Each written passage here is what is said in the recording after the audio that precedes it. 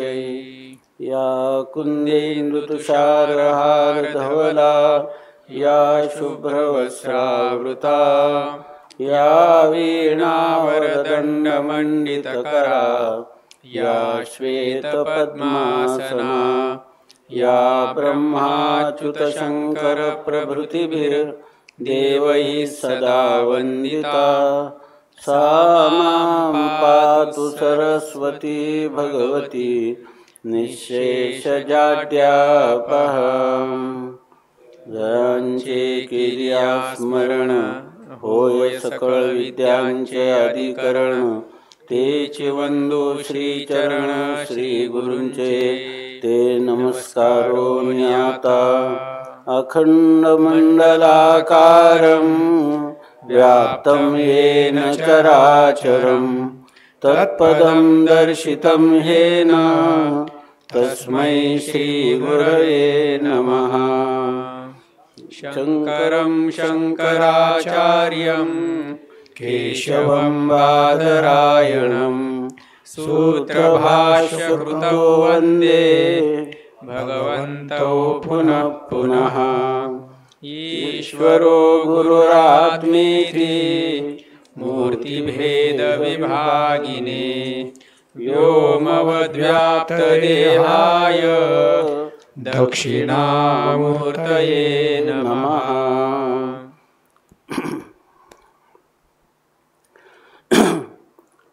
देखीचे ते ज्ञान करावे ते काही अनुभव नाही आपणाशी। इंद्रियांचे गोडी ठकली बहुते सोडिता मागुते आवरेना। युक्तीचा आहार नीतीचा व्यवहार वैराग्य ते सार तरावया। नाव नावलिता घाला घालीवारा तैसा तो पसारा अहंतेचा। तुका म्हणे बुद्धी आपुले आपुले अधीन करी नारायण आतुडे तो। अभंग क्रमांक 3180। अभंग क्रमांक 3180 3180। देखीचे ते ज्ञान करावे ते काही अनुभव नाही आपणाशी। संत सम्राट भगवान ज्ञानोबाराय वैराग्य रागरसिक जगद्गुरु संत शिरोमणी श्री तुकोबाराय शांती ब्रह्म श्री संत एकनाथ महाराज महाराष्ट्रातील सर्व संतांची मांदियाळी वारकरी संप्रदायाचं परम आराध्य दैवत श्री पांडुरंग परमात्मा ह्या सर्वांच्या अलौकिक अकारण करून अद्भुत असीम अपूर्व आणि अहेतुकी अशा अनुग्रहामुळं आपण सर्व पवित्र श्रीला इंद्रायणीच्या तटाकावर साक्षात संजीवन समाधीस्थ माऊलींच्या चरणकमलाजवळ बसून भूवैकुंठ पंढरपूर त्याहूनही थोर महिमा या असं ज्या क्षेत्राचं वर्णन केलं आहे अशा ह्या अलंकापूर क्षेत्रामध्ये चातुर्मास्याच्या दीपावलीच्या पावन पर्वामध्ये जगद्गुरु तुकोबारायांच्या अभंगवाणीच्या माध्यमातून आपल्या जीवनाचं परम मंगल किंवा कल्याण होण्यासाठी जगद्गुरु तुकोबाराय जणू काही आपल्याशी आत्मसंवाद करीत आहेत आणि त्याचं चिंतन करण्याला आपली प्रवृत्ती झाली। हे आपल्या जीवनातील भाग्याचे क्षण आहेत। त्यामध्ये या अभंगामध्ये जगद्गुरु तुकोबाराय ज्या लोकांनी शास्त्राचं अध्ययन केलेलं आहे परंतु त्याप्रमाणे त्या शास्त्राचं तात्पर्य लक्षात घेऊन त्याचं अनुष्ठान ज्यांनी केलं नाही आणि केवळ दांभिकपणाने किंवा वरवर जरी त्यांचं बाह्य जीवन परमार्थामध्ये प्रवृत्त आहे असं वाटलं असेल असं इतरांना वाटलं आणि त्यांनीही ते जर आपलं योग्य आहे असं मानलं तर त्याचा उपयोग कधीच होत नाही। जरी मनुष्याने वेदाचं षडंग वेदाचं अध्ययन केलं मुखामध्ये कितीही शास्त्र जरी असल्या ते स्वतः गद्य किंवा पद्य अशा प्रकारचं कवित्व करत असले तरीसुद्धा जर परमात्म्याचा त्यांना साक्षात्कार झाला नसेल परमात्म्याची ओरावरी भेट झालेली नसेल तर त्याचा काहीही उपयोग नाही असं तुकोबाराय स्पष्टपणे आपल्याला सांगत आहेत। तर या अभंगामध्ये तुकोबाराय म्हणतात देखीचे ते ज्ञान करावे ते काही। देखीचं ज्ञान म्हणजे वरवरचं ज्ञान आपाततः झालेलं जे ज्ञान आहे दिखाऊ ज्ञान आहे तर त्या दिखाऊ ज्ञानाचं ते काय करावे, त्याचं काय करायचं, त्याचा काय उपयोग आहे. अनुभव नाही आपणाशी, त्याला बाहेरून शब्दज्ञान भरपूर झालेलं आहे, परंतु अनुभव म्हणजे परमात्म्याचा साक्षात्कार मात्र झालेला नाही. तर त्याचा काय उपयोग, काहीही उपयोग नाही. आणि पुन्हा असे जे लोक आहेत, शास्त्राने जे सांगितलं त्याचं अनुष्ठान करीत नसल्यामुळं त्यांनी नंतर त्यांच्या लक्षात आलं की आपल्याला अनुभव नाही, परंतु आत्तापर्यंत दांभिक किंवा वरवरचं जे भजन किंवा सेवा त्यांनी केलेली आहे, तर त्या सेवा करणं आवश्यक आहे असं जरी त्यांना वाटलं तरी त्यांनी जे आपल्या इंद्रियांना मोकाट सोडलेलं आहे आणि आता इंद्रियांचा निग्रह करावा असं ते म्हणायला लागले, तर त्यांना हे पूर्वी झालेले जे इंद्रिय आणि विषय यांच्या संबंधातूनच आपल्याला सुख मिळेल अशा प्रकारची जी धारणा झालेली आहे, त्या धारणेमुळं त्यांना आता इंद्रियांचा पुन्हा नियमन करणं किंवा संयम करणं ही गोष्टसुद्धा अवघड होऊन बसते. कारण तुकोबाराय म्हणतात, इंद्रियांचे गोडी ठकली बहुते. बरेच लोक असे आहेत का इंद्रियांची त्यांना गोडी लागलेली आहे.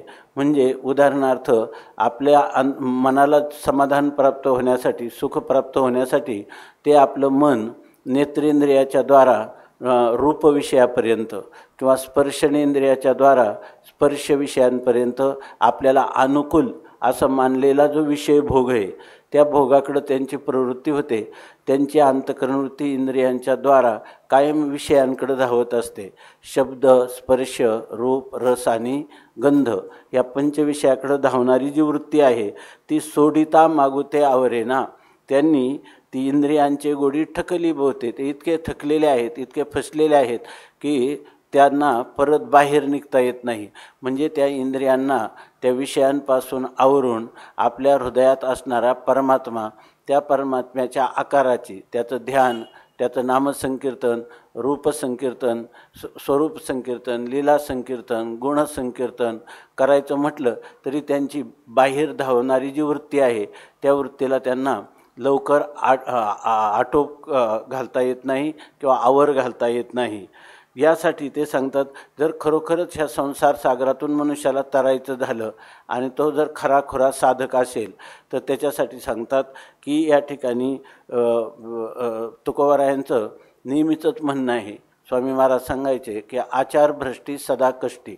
किती त्याच्याजवळ ज्ञान असलं मस्तिष्कामध्ये किंवा बुद्धीमध्ये आणि जर त्याचा आचार चांगला नसेल तर आचार भ्रष्टी सदा कष्टी.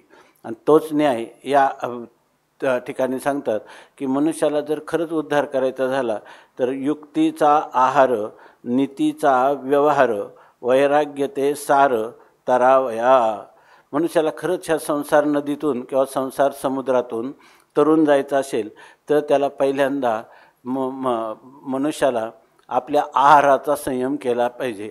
कारण आपण जे खातो त्या खाल्ल्यामुळं आपल्या खाल्लेल्या अन्नापासून आपल्याला अन्नमयम ही सौम्य मनः, आपलं मन जे आहे ते अन्नापासून बनत असतं.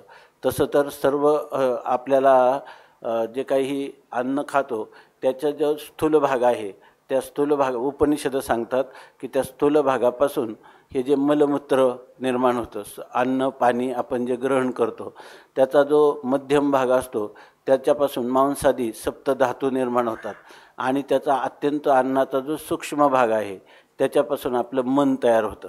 म्हणून जैसे खावे अन्न तैसे होय मन. यासाठी आहार जो आहे तो आहार युक्तीचा असला पाहिजे. युक्तीचा म्हणजे परिमित असला पाहिजे, योग्य असला पाहिजे, उचित अशा प्रकारचा आहार घेणं हे साधकाचं पहिलं कर्तव्य आहे. आणि तो युक्तीनं म्हणजे परिमित. तुकाराम महाराजांनी सांगितलं ना, भोजन करावे परिमित. या ठिकाणी आपलं भोजन जे आहे ते अत्यंत कमी किंवा अत्यंत जास्त असं नसलं पाहिजे. युक्तीच्या मापे मविजे, युक्तीनं ते घेतलं पाहिजे. त्याच्यामध्ये जे सात्विक आहार सांगितलेला आहे पुढं 17व्या अध्यायामध्ये, तो सात्विक आहार ग्रहण केला पाहिजे. राजस आणि तामस आहाराचा त्याग केला पाहिजे. आणि आपल्या व्यवहारात वागत असताना नीतीचा व्यवहार, त्याचा नीतीचा व्यवहार म्हणजे वेदाने जे सांगितलेलं आहे त्याचप्रमाणे आपला व्यवहार असला पाहिजे. आणि वेदाने जे सांगितलं तुम्ही करू नका, तर त्या व्यवहाराचा आपण त्याग केला पाहिजे. पारमार्थिक मनुष्य म्हटलं का तस्मात् शास्त्रम प्रमाणन्ते कार्य व्यवस्थित हो. कोणतं कर्म करायचं आणि कोणतं कर्म करायचं नाही. उदाहरणार्थ वेद सांगतो की मातृदेवो भव, पितृदेवो भव, आचार्य देवो भव, अतिथी देवो भव, हे करा म्हणून सांगितलेलं आहे. आई वडील अतिथी आणि या ठिकाणी श्रीगुरू किंवा संत यांची सेवा करावी. तर ही करणं याला म्हणायचं का नीती म्हणजे सुखम प्रति नयती ती नीती. जी सुखाकडं नेते मनुष्य जीवनाला तिला नीती असं म्हणतात. आणि ते नीतिशास्त्र जे आहे ते वेदाने सांगितलेल्या आज्ञेचं पालन करणं असं त्या नीतीचं स्वरूप आहे. म्हणून ते सांगतात की या ठिकाणी राजस तामस आहाराचा त्याग करायचा आणि शास्त्राने सांगितलेल्या नियमाचं पालन करायचं. शास्त्र जर म्हणत असेल की कलंजम मा भक्षयस्व, मांसाशन करू नका, तर मांस खायचं नाही. शराम मा पिबस्व, जर तुम्ही मद्यपान करू नका असं सांगितलं तर ते करायचं नाही. याला म्हणतात नीतीचा व्यवहार. आणि सर्व करण्यासाठी मनुष्याला वैराग्य ते सार तरावया.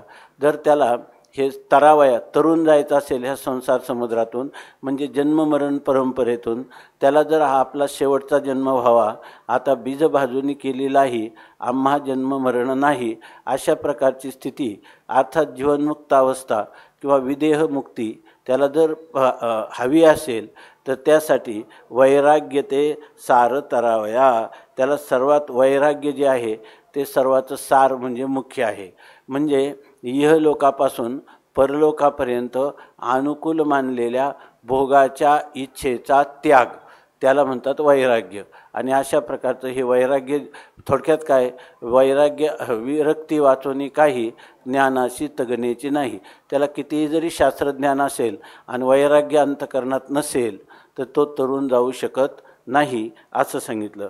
आता याविषयी उदाहरण देतात की नावलिता घाला घाली वारा, तैसा तो पसारा अहंतेचा. आणि एखादा मनुष्य ही जसे एक आपली नाव जर परतीराला जायचं असेल तर त्याला जे त्या नावेला वल्हे मारणारा जो आहे तो एकदम हुशार पाहिजे. आणि अशा वेळेला जर एखाद्या नावलिता जर ती नाव जी आहे ती योग्य रीतीनं वलवली नाही, म्हणजे नाव जर व्यवस्थित कशी चालवावी हे जर त्याला कळलं नाही तर वारा जो आहे तो त्याला घाला घालतो, म्हणजे संकटात टाकतो, त्याला आपत्ती प्राप्त होते. तो वारा ज्या दिशेने नेईल त्या दिशेने त्याची नाव जाते आणि शेवटी ती नाव बुडते पण, तो परतीराला जात पण नाही. तसा हा परमार्थाच्या मार्गावर जो वाटसरू आहे त्या वाटसरूने आपल्या जीवनाची नाव योग्य रीतीनं वलवली नाही, म्हणजे आता सांगितल्याप्रमाणे जर त्याने युक्तीचा आहार घेतला नाही आणि नीतीचा व्यवहार केला नाही तर असा जो पुरुष आहे त्याच्या अंतःकरणात मी ज्ञानी आहे, मी मुक्त आहे असं त्याला वाटतं. परंतु त्याचं ज्ञान जे आहे तर नाथ महाराज सांगतात मी मुक्त म्हणून विषयी करी.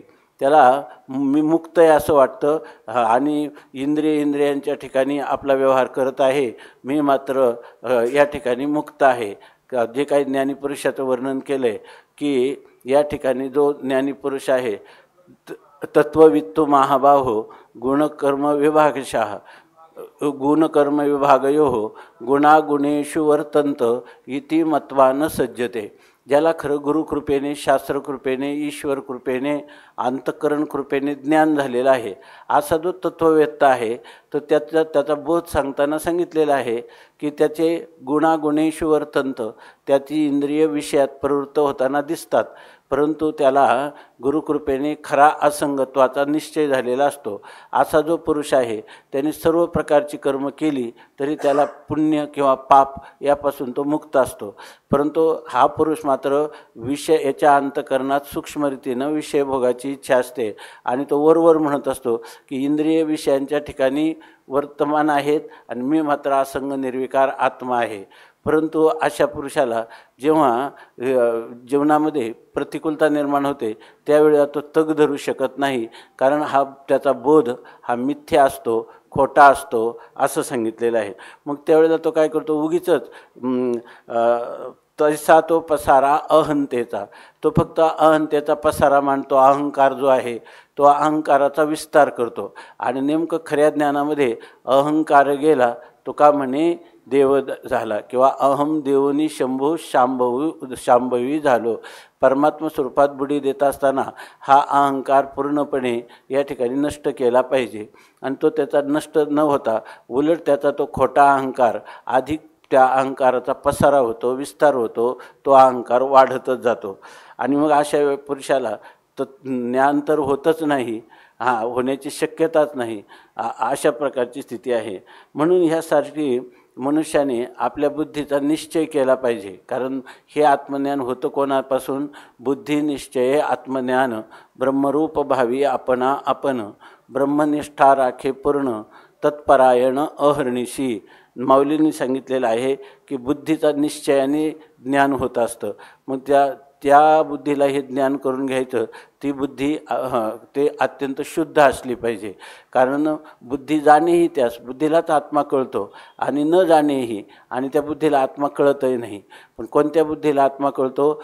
शुद्ध बुद्धीला आत्मा कळतो, ज्याच्यामध्ये अंतःकरणाची चंचलता आणि अंतःकरणाच्या ठिकाणी असणाऱ्या पापवासना, मल आणि विक्षेप हे दोन दोष दूर झालेली जी बुद्धी आहे तिलाच या ठिकाणी मी ब्रह्म आहे असं संशय विपर्ययरहित ज्ञान होतं.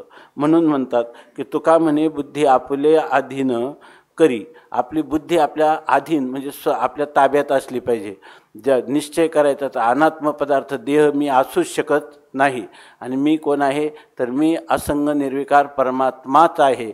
अशा प्रकारचा दृढ निश्चय जोपर्यंत होत नाही, नारायण आतुडे तो, नारायण म्हणजे परमात्मा, हा त्याचा आतुडे म्हणजे प्राप्त होईपर्यंत त्याच्या बुद्धीचा निश्चय असला पाहिजे की मला परमात्म्याचं यथार्थ ज्ञान होईपर्यंत ही जी बुद्धी आहे तिच्यामध्ये मी कधी चळढळ होऊ देणार नाही, त्या बुद्धीमध्ये अशुद्धता येऊ देणार नाही, तसंच त्या बुद्धीमध्ये चंचलता येऊ देणार नाही, आणि त्या बुद्धीच्या ठिकाणी अज्ञान हे माझ्या ठिकाणी येणार नाही. मला आत्मस्वरूपाच्या अज्ञानामुळं या ठिकाणी एवढा अनर्थ भोगावा लागत आहे. तर जे ज्याच्या अज्ञानाने भासतं ते त्याच्या ज्ञानाने निवृत्त होतं. म्हणून हा आत्मस्वरूपाचा दृढ अपरोक्ष साक्षात्कार होईपर्यंत तो त्या बुद्धी त्याच्या ताब्यात ठेवतो. अशा प्रकारचं सांगितलेलं आहे. कारणाची सिद्धी मौन स्थिर करा बुद्धी. कारण जर तुम्हाला कारण म्हणजे हेतू किंवा प्रयोजन परमात्मा प्राप्ती सिद्ध करायचं असेल तर तुम्हाला मौन आणि बुद्धीची स्थिरता आवश्यक आहे. मौन याचा अर्थ मनाचे जे संकल्प विकल्प आहेत ते जोपर्यंत तुमच्या अंतःकरणात उद्भवतात आणि बुद्धीचा निश्चय पूर्ण झालेला नाही तोपर्यंत तुम्हाला आत्मस्वरूपाची प्राप्ती होत नाही, असं तुकोबारायांनी यामध्ये सांगितलं. तेव्हा तुकोबारायांना विचारलं की म्हणजे हा पोरवरचा परमार्थ नाही, पण सत्य परमार्थाचं स्वरूप काय आहे ते आम्हाला सांगा, तुम्हाला काय अपेक्षित आहे. तर तुकोबाराय म्हणतात, माझं पांडुरंगरायाजवळ हेच मागणं आहे की मला खरं ज्ञान असावं. आणि त्या ज्ञानाचं स्वरूप काय आहे तर नरनारी बाळे अवघा नारायण आईशे माझे मन करी देवा. नयो काम क्रोध द्वेष निंदा द्वंद्व अवघा गोविंद निसंदेह. असावे म्या सदा विषयी विरक्त काया वाचा चित्त तुझे पायी. करुनिया साह्य पुरवी मनोरथ व्हावे कृपावंत तुका म्हणे. तुकोबाराय आपला आराध्य दैवत इष्टदैवत पांडुरंग परमात्म्याला सांगतात की देवा मला ह्या सत्यज्ञानाची खऱ्या अर्थाने प्राप्ती अपेक्षित आहे. ती प्राप्ती पूर्ण झाली कधी म्हणणार तर ज्ञानवान पुरुषाची अशी लक्षणं सांगितलेली आहेत की त्याला नर नारी बाळे अवघा नारायण. त्याच्या ठिकाणी ही भेदबुद्धी जी आहे, हा पुरुष आहे, ही स्त्री आहे, हे बालक आहे, हा वृद्ध आहे, अशा प्रकारची जी जाणीव असते सामान्यपणे व्यवहारात ती जाणीव पूर्णपणे नष्ट व्हावी. आणि मला त्यांच्या ठिकाणी ते भेद न दिसता त्यांच्यामध्ये व्याप्त असणारं परमात्म्याचं नारायण म्हणजे नार म्हणजे पाणी म्हणजे भगवान परमात्मा ह्या जलामध्ये क्षीरसागरामध्ये शयन करतात म्हणून त्या ठिकाणी त्यांना नारायण असं म्हणतात. किंवा नरांचं अविनाश विश्रामस्थान म्हणून त्याला नारायण असं म्हणतात. तर त्या मला सर्वांच्या ठिकाणी सर्व प्राणीमात्रांचं अविनाश विश्रामस्थान जो तू आहेस, परमात्मा आहेस, तर मला तोच त्या सर्वांच्या ठिकाणी दिसावा.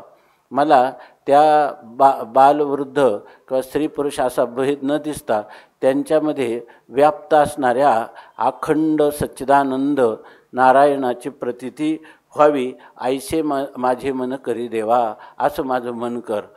नयो काम क्रोध द्वेष निंदा द्वंद्व. त्या अंतकरणामध्ये काम म्हणजे मला इदम मेशात इदम मेशात इच्छा काम शब्दिता, मला हे असावं, शब्द असावा, स्पर्श असावा, रूप रस गंध, हे पंचविषय मला प्राप्त व्हावे. किंवा ते पंचविषय प्राप्त झाले नाही तर अंतकरणामध्ये जी जलनात्मिका वृत्ती होते त्याला क्रोध असं म्हणतात. किंवा आपल्यापेक्षा एखादा पुरुष जर श्रेष्ठ असेल तर त्याच्याविषयी अंतकरणात द्वेषाची, जळाऊपणाची भावना निर्माण होते. आणि कधीकधी दुसऱ्याचे दोष पाहून मी त्याची निंदा करतो. म्हणून हे जे दोष आहेत, नयो काम क्रोध द्वेष निंदा आणि द्वंद्व. द्वंद्व म्हणजे सुख दुःख, याचा माझ्या अंतकरणावर परिणाम होतो. सुखाने मी अत्यंत हर्षित होतो आणि दुःखाने मी पीडित किंवा उद्विग्न होतो. तर हे विकार माझ्या मनामध्ये कोणत्याही प्रकारचे येऊ नयेत. न यो काम क्रोध द्वेष निंदा द्वंद्व. द्वंद्व म्हणजे सुख दुःख शीत उष्ण, याला द्वंद्व असं म्हणतात. हे कोणत्याही द्वंद्वाचा मला कधीही स्पर्श होऊ नये. याचा अर्थ माझं अंतःकरण जे आहे ते काम क्रोध निंदा द्वेष किंवा द्वंद्व या दोषांनी रहित असावं. आणि त्याऐवजी मला काय वाटावं, अवघा गोविंद, संपूर्ण ठिकाणी हा परमात्माच आहे, जिकडे पाहावे तिकडे बाई, श्रीहरी वाचुनी दुजे नाही, अशी माझी अंतःकरणवृत्ती व्हावी. आणि त्या अंतःकरणवृत्तीमध्ये परत कधी संशय येऊ नये. मला मग हा जीव आहे की हा परमात्मा आहे असं कधी वाटू नये. जीव तत्वतः परमात्माच आहे ही निस्संदेह मला वाटावं. म्हणून म्हणतात की अवघा गोविंद निस्संदेह. संशय आला की संशयाहोनी थोर, आणिक नाही पापघोर, हा विनाशाची वाघोर पराणीयाशी. म्हणून माझ्या जीवनामध्ये संदेहाच्या सुटल्या गाठी, झालो पोटी शीतळ, अशी अनुभूती मला यावी. आता दुसरं सांगतात, आणि हे जे विषय आहे, विषय शब्दाचा अर्थ आहे भामतीकारांनी विषिणवंती ती विषयानी, जी मनुष्याला शेंडी सकट नख शिखांत त्याच्यामध्ये बुडवून टाकतात, गुदमरायला लावतात आणि त्याला अत्यंत दुःखाचा कडेलोट जीवनामध्ये होतो, हे त्यांना म्हणतात विषय. आणि ह्या विषय मला पावलोपावली दुःखामध्ये गोवतात. म्हणून असावे म्या सदा विषयी विरक्त. मी सदा म्हणजे याचा अर्थ जागृती, स्वप्न आणि सुषुप्ती ह्या तीन अवस्थांमध्ये मनुष्याचं जीवन आहे. तर माझं वैराग्य जे आहे ते वैराग्य असं असावं, तर विषयांविषयी मी सदा विरक्त असावं. म्हणजे कधीतरी माझी विषयाकार वृत्ती झाली आणि विषयामध्ये मला आकर्षण झालं, असा एक क्षण देखील माझ्या जीवनामध्ये येऊ नये. उठिलेनी वैराग्य जेणे, त्रिवर्ग ऐसा सांडणे, वमुन या सुने आताची गेले. कुत्र्याला झालेल्या वांतीप्रमाणे जसं आपल्याला ती पुन्हा खावी वाटत नाही, त्याप्रमाणे शास्त्राच्या आधारे परित्याग केलेले जे विषय आहेत ते या विषयांचं स्फुरण माझ्या मनामध्ये कधीच होऊ नये. म्हणून म्हणतात असावे म्या सदा विषयी विरक्त, आणि काया वाचा चित्त तुझे पायी. याच्यातून एक उपाय पण सांगितला. आम्ही पुन्हा पुन्हा विषयाकडून मन काढलं तरी ते आणि परमात्म्याच्या ठिकाणी लावण्याचा प्रयत्न केला तरी ते मन जे आहे ते पुन्हा पुन्हा त्या विषयांकडं आम्हाला ओढतं, आकर्षित करतं. अशा वेळेला ह्या परमात्म्याची प्रार्थना केली, परमात्म्याची शरणागती केली तर तो परमात्मा सहाय्य करतो. म्हणून तुकोबाराय परमात्म्याकडेच प्रार्थना करतात की या ठिकाणी असावे म्या सदा विषयी विरक्त. आणि हे करण्यासाठी मला तू जी सामग्री दिलेली आहेत, जी सामग्री आहे काया वाचा आणि चित्त, का परमात्म्याची शरणागतीचं स्वरूपच माऊलीने सांगितलं, तया अहम वाचा चित्त अंग देवो निया शरण रिघ मवो दधिका गांग रिगाले जैसे. जशी गंगा समुद्राला शरण जाते आणि समुद्ररूप होते, त्याप्रमाणे मला दिलेलं काया वाचा चित्त आणि अहंकार, माझा जो अहंकार आहे तो मी विषयाचा भोगता आहे, हा अहंकार जाऊन मी या ठिकाणी मी परमात्म्याचं स्वरूप आहे किंवा मी परमात्म्याचा दास आहे, मी परमात्म्याचा सखा आहे, अशा प्रकारचा अहंकार परमात्म्याच्या ठिकाणी बसावा. तुकोबाराय म्हणतात की नवविधा काय बोलिली जे भक्ती द्यावी माझ्या हाती संतजनी. माझ्या मन जे आहे श्रवणम कीर्तनम विष्णोः स्मरणम पादसेवनम अर्चनम वंदनम दास्यम सख्यम आत्मनिवेदनम, अशा प्रकारचा माझा अहंकार ह्या नवविधा भक्तीमध्ये स्थिर व्हावा असं सांगतात. आणि काया म्हणजे सगळं शरीर जे आहे, वाचा म्हणजे वाणी आणि चित्त म्हणजे चिंतन करणारी अंतःकरणाची जी वृत्ती आहे ती तुझे पायी, तुझ्या पायाजवळ म्हणजे तुझ्या स्वरूपाजवळ असावी.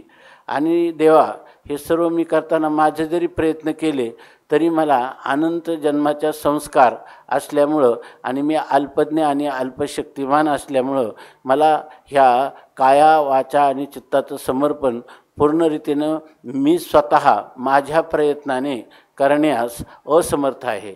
आणि त्यासाठी करोनिया साह्य पुरवी मनोरथ व्हावे कृपावंत तुका म्हणतात की तू मला साह्य कर, करोनिया साह्य आणि मनोरथ पुरवी, आणि माझ्या मनात जे संकल्प आहेत ते सगळे संकल्प तू पूर्ण कर, कारण तुझ्याविषयी सत्य संकल्पाचा दाता नारायण सर्व करी पूर्ण मनोरथ असं तुझं वर्णन संतांनी केलेलं आहे. म्हणून तू देखील माझ्या मदतीसाठी धावून ये असं तुकोबाराय म्हणतात.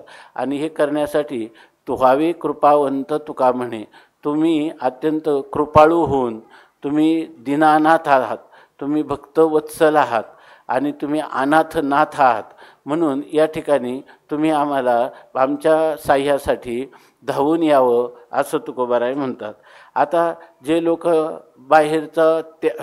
बाहेरून परमार्थाचं सोंग करतात आणि त्या ठिकाणी खरा वस्तुनिष्ठ परमार्थ जे आहे ते परमार्थ करत नाही आणि त्यांना असं वाटत राहतं की आम्ही सर्व संघ परित्याग केलेला आहे, आम्ही संन्यास घेतलेला आहे, आम्ही बाहेरून नैष्ठिक ब्रह्मचर्याची दीक्षा घेतलेली आहे असं त्यांना वाटतं. परंतु या ठिकाणी तुकोबाराय जे सांगतात की तुम्हाला वरवरचा परमार्थ हा महान जे भगवत प्राप्तिरूप फल आहे, मोक्षरूप फल आहे, परमात्म्याचा साक्षात्कार रूप फल आहे, हे बाहेरच्या बहिरंग साधन केल्याने प्राप्त होत नसतं. परमात्म्याची प्राप्ती हेचं साधन अंतरंग साधन केलं तर ते साधन तुम्हाला साध्याची प्राप्ती करून देतं. याविषयी तुकोबाराय थोडंसं कठोर भाषेत बोलतात की जगी कीर्ती व्हावी म्हणून झालाशी गोसावी. तू गोसावी झालास, परंतु म्हणजे गोसावी म्हणजे गोस्वामी, गो म्हणजे इंद्रिय आणि त्याचा स्वामी म्हणजे इंद्रियांच्यावर विजय मिळवणारा, त्याला गोस्वामी असं म्हणतात. तर तू दीक्षा घेतली गोसाव्याची, पण गोसाव्याच्या रूपे हेरी परणारी असं जर तुझं स्वरूप असेल तर तुला एकच पाहिजे, तू कशासाठी हा गोस्वामी, कशासाठी संन्यास घेतला, तर त्याचं खरं भाग तुझ्या मनामध्ये असा आहे की जगी कीर्ती व्हावी म्हणून झालाशी गोसावी. तू गोसावी झाला तर जगामध्ये आपल्याला अनंत श्रीविभूषित अमके श्रोत्रिय ब्रह्मनिष्ठ स्वामी, गोस्वामी असं लोकांनी म्हणावं असं तुला वाटतं आणि त्यासाठी तू गोसावी झालेला आहेत आणि संन्यास घेतलेला आहे. हे करताना तू श्रम पण केले, बहुत केले पाठांतर आणि वर्म राहिले ते दूर. असं तू इतकं पाठांतर केलेलं आहे शास्त्राचं की मुखे शास्त्रविद्या, सगळी शास्त्र तुझ्या कंठात किंवा तुझ्या जिभेवर जणू काही नाचत आहेत, इतकं तू पाठांतर केलं. परंतु ह्या पाठांतर करण्याने कार्य होत नाही, वर्म राहिले ते दूर. त्या पाठांतराचं वर्म असं आहे की ते केलेले पाठ, आपण जे काही पाठांतर केलं त्याचा अर्थ समजून घेतला पाहिजे, शब्दार्थ, नंतर त्याचा तात्पर्यार्थ किंवा त्याचं सामंजस्य किंवा त्याचा समन्वय कळून घेतला पाहिजे. आणि समन्वय कळाल्यानंतर त्याच्या ठिकाणी, त्या परमात्म्याच्या ठिकाणी आपली एकाग्र वृत्ती करून त्या परमात्म्याची सेवा केली पाहिजे. म्हणजे परमात्म स्वरूपाचं ध्यान केलं पाहिजे. मुखी नाम आणि हृदयी ध्यान अशी त्याची सेवा केली पाहिजे. परंतु ती सेवा जर तू करीत नाही, हे त्याचं वर्म आहे, हे त्याचं मार्मिक रहस्य आहे की या ठिकाणी जे आपण पाठांतर केलेलं आहे ते नुसतं पाठांतराचाही उपयोग नाही, त्याचा अर्थ समजून घेतला पाहिजे. अर्थ समजल्यानंतर त्याचा परस्पर विरोधी कुठं विधान असतील त्याचा समन्वय कळाला पाहिजे.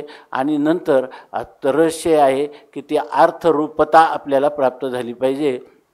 भगवत साक्षात्कारासाठी पाठांतर आहे, पाठांतरासाठी किंवा कीर्तीसाठी हे पाठांतर नाही. आणि म्हणून म्हणतात की वर्म राहिले ते दूर, व्यर्थ बरोबरी केले पाठांतर, जोवरी अंतर शुद्ध नाही. अंतकरण शुद्ध झालं नाही आणि तुम्ही पाठांतर केलं याच्यामध्ये, तरी ते वर्म जे आहे ते तुमचं दूरच राहतं असं सांगतात. स्वामी महाराजांनी आमचे एक गुरुबंधू ते आजही मोठे अधिकारी पुरुष आहेत, परंतु त्यांना सांगितलं की ते म्हणे मला तू आळंदीला कशासाठी आला. त्यांनी सांगितलं मला माऊलीचा साक्षात्कार व्हावा म्हणून आलो. तर मग स्वामी महाराजांनी सांगितलं की ते म्हणे मग त्यासाठी काय केलं पाहिजे. म्हणे ज्ञानेश्वरी पाठ केली म्हणजे तुम्हाला माऊलीची भेट होईल. त्यांनी माऊलीची भेट होईल सांगितल्यावर त्यांनी ते पाठांतर केलं. नंतर मग ते म्हणे मला तर काहीच झालं नाही, म्हणे आता त्याचा अर्थ समजावून घेतला पाहिजे. नंतर ते झाल्यावर ते म्हणे मला अजूनही काही वाटलं नाही. मग म्हटले तुम्ही स्वतः सांगितली पाहिजे. ती सांगितली तरी ते म्हणे मला अजूनही काही वाटलं नाही याच्यासाठी. मग ते म्हणे तुम्ही तर मला सांगितलं होतं पाठांतर केल्यावर होईल. ते म्हणे नंतर हळूहळू तुला होईलच ते, परंतु तू ते करत राहिलं पाहिजे. पण ते म्हणे मला तर काहीच उपयोगिता वाटत नाही. म्हणजे तुम्ही मला तर सांगितलं होतं झाल्यावर, पण म्हणे मला असं काय माहीत का तू इतका पापी आहेस की तुला साक्षात्कार होणार नाही असं मला माहीत नव्हतं म्हटले. याचा अर्थ असा आहे की हे क्रम जे काय साधू पुरुषांनी सांगितले त्या क्रमाने गेला असताना मनुष्याला आत्मसाक्षात्कार होतो. पण जर तुम्ही त्याचे खरं मर्म सांगू का असं स्वामी महाराज म्हणायचे, तुम्हाला का साक्षात्कार होत नाही, कारण तुम्ही माऊलीजवळ साक्षात्कारासाठी आले नाही. ते अजूनही सांगतात की मी इथून आलो ते मला कीर्तन प्रवचन शिकवावं म्हणून मी आलो होतो, पण इथं आल्यावर एवढं तरी मला उपयोग झाला की स्वामी महाराजांच्या कृपेने या ठिकाणी मला जे मी कीर्तन व्हावं म्हणून आलो होतो ती इच्छा माझी पूर्णपणे मावळून गेली. आता मला कीर्तन प्रवचन करण्यात काहीच रस वाटत नाही. मला वाटतं की ज्ञानोबरायांची आपल्याला भेट व्हावी, ज्ञानोबरायांचा आपल्यावर पूर्णपणे अनुग्रह व्हावा. हे कशासाठी की या ठिकाणी वर्म राहिले ते दूर, जे नुसतं पाठांतरावर भागत नाही. कारण का तर चित्ती नाही अनुताप आणि लटिके भगवे स्वरूप. आपल्या शास्त्रामध्ये सांगितलं आहे काषाय वस्त्र काषाय दंडग्रहण मात्रेण नरो नारायणं भवेत. जर एखाद्याने फक्त हा दंड धारण केला आणि काषाय वस्त्र भगवं वस्त्र धारण केलं की तो पुरुष नर म्हणजे तो पुरुष नारायणो भवेत. मग काही लोक काय करतात, केवळ दंड घ्यायचा आणि काषाय वस्त्र धारण करायचं आणि समाधान मात्र त्यांना लागत नाही. कारण त्याच्यासाठी संन्यास श्रवणम करूयात. संन्यास घेतल्यानंतर श्रवण मनन निधिध्यासन तत्वम पदार्थ शोधन ह्या अंतरंग साधनाचं अनुष्ठान करावं लागतं. तेव्हा कुठं आत्मसाक्षात्कार किंवा ब्रह्मज्ञान होतं. नाहीतर ब्रह्मज्ञान जरी होय उठावठी तरी काय हिंपुटी वेदशास्त्र, शास्त्राचे भांडण तपतीर्थाटन, उर्वीचे भजन उर्वीचे भ्रमण याजसाठी जप याजसाठी तप यासे हे आमुप ग्रंथ केले. यासाठी संत पाये हे सेवावे तरीच तरावे तुका म्हणे. तुम्हाला संतांच्या जवळ जावं लागेल, शरणागती करावी लागेल. तद्विधी प्रणिपातेन परिप्रश्नेन सेवया उपदेक्षन्ति ते ज्ञानम ज्ञानिनस तत्वदर्शिना. आणि एवढं करूनही नाही झालं तर तुमच्या ठिकाणी श्रद्धातिशय नाही म्हणून होत नाही. म्हणून सांगतात की या ठिकाणी श्रद्धावान लभते ज्ञान. नुसती श्रद्धा असून चालत नाही. तत्पराः संयतेंद्रियाः मुक्तो ज्ञानं लब्ध्वा पराम शांतीम अचिरेण अधिगच्छति, असं त्याचं मर्म आहे किंवा असं शास्त्राचं मनोगत आहे. म्हणून तुमच्या अंतःकरणामध्ये जर अनुताप नसेल तर त्या ठिकाणी नाथ महाराजांनी आपल्या चिरंजीव पदामध्ये सांगितलेलं आहे की जोपर्यंत तेथ मुख्य पाहिजे अनुताप, त्या अनुतापाचे कैचे रूप नित्य मरण जाणीजे समीप न मनी अल्प देह सुख. अशा प्रकारचं जर तुम्हाला अनुताप नसेल, पश्चाताप दग्ध तुमचं अंतकरण झालेलं नसेल, तर तुम्ही जरी भगवं वस्त्र धारण केलं तर ते काय आहे, लटकं आहे, ते काही तुम्हाला साध्य प्राप्त करून देणार नाही. म्हणून तुकाराम महाराज अशा पुरुषाला थोडीशी ग्राम्य भाषेमध्ये एक प्रकारची शिवी देतात. तुका म्हणे शिंदळीच्या व्यर्थ श्रमली वाचा. मग मी जे केलं त्याचं फल काही झालं का नाही? फल तर मला काहीच झालं नाही. मी पाठांतर करण्यासाठी काही थोडे श्रम आहेत का? तर तुकोबाराय सांगतात, अरे शिंदळीच्या म्हणजे या ठिकाणी निंदार्थी वचन आहे. एखादी वाईट चालीची किंवा व्यभिचारी स्त्री असते आणि तिच्या पोटी जे आपत्य येतं त्याला शिंदळीचा असं म्हणतात. म्हणजे ज्याची आई व्यभिचारिणी आहे असं त्याला बोलतात. आणि मग तू आत्तापर्यंत मी एवढं केलं ते व्यर्थ गेलं का? व्यर्थ श्रमविली वाचा. खरोखरच तुझं केलेलं सर्व पाठांतर वगैरे व्यर्थ गेलं आणि त्याने तुला वाचो विग्लापनम ही त्या ठिकाणी नानुध्यायेत बहुन शब्दान. आज नुसते शब्दांचं जर मनुष्याने पाठांतर केलं तर ते सांगतात न अनुध्यायेत बहुन शब्दान. का? वाचो विग्लापनम हिते ते वाचायला काय करणार असतं? शीन आणणार असतं. म्हणून शंकरानंदांनी गीतेच्या आपल्या टीकेमध्ये एका ठिकाणी असं लिहिलेलं आहे की अशा मनुष्याला श्रम होतात म्हणजे त्याला प्राप्ती काय होते? म्हणे कोणतंही कर्म केलं तर त्याच्यापासून काहीतरी फल मिळतच असतं ना. त्याला फल मिळतं, पण कसं? जसं एखाद्या आईने 9 महिने गर्भ वागवला आणि प्रसूतीच्या वेदना सहन करून तिनं त्या गर्भाला जन्म दिला तेव्हा पाहिलं तर त्याची नाडी लागत नव्हती. तो मृत गर्भ आहे, मेलेला आहे. म्हणून याला सांगत असताना म्हणतात काय? मृत प्रसववत श्रम फलैक केवलम. मग आईला काय फल झालं 9 महिने गर्भ वागवल्याचं? तर श्रम हेच फल झालं, कष्ट झाले हेच फल झालं. अशा प्रकारची याची स्थिती आहे. आता काही लोक जे आहेत त्यांना असं वाटतं की व्यवहाराच्या दृष्टीनं पाहिलं तर तुका वेडा अविचार करी बडबड फार. तुकाराम महाराज फार बडबड करतात आणि अविचारी आहेत. अविचार याचा अर्थ व्यवहारातले लोक अविचारी कोणाला म्हणतात? ज्याला धन कीर्ती हे मिळवत नाहीत आणि पुरुषार्थ म्हणजे या ठिकाणी अर्थ आणि काम ह्या 2 पुरुषार्थावर, अर्थ म्हणजे धन मिळवावं, काम म्हणजे आपल्याला अनुकूल सगळ्या विषयांची प्राप्ती करावी, आणि ह्या अर्थ आणि काम हे पुरुषार्थ आहेत. म्हणजे पुरुष प्रयत्नाचे ते विषय आहेत असं समजतात. परंतु तुकाराम महाराज जर पाहिलं तर तुकाराम महाराज याच्यापैकी अर्थ आणि कामाकडं कधीही त्यांचं लक्ष नाही. त्यामुळे त्यांना अविचारी असं म्हणतात. किंवा तुकाराम महाराज जेव्हा म्हणतात की सांगतो तुम्हाशी भजारे विठ्ठला, नाही तरी गेला जन्म वाया, करिता भरोवरी दुरावशी दुरी, भवाची पुरी वाहविशी, ही न लगे एक भावाची कारण तुका म्हणे आन विठोबाची.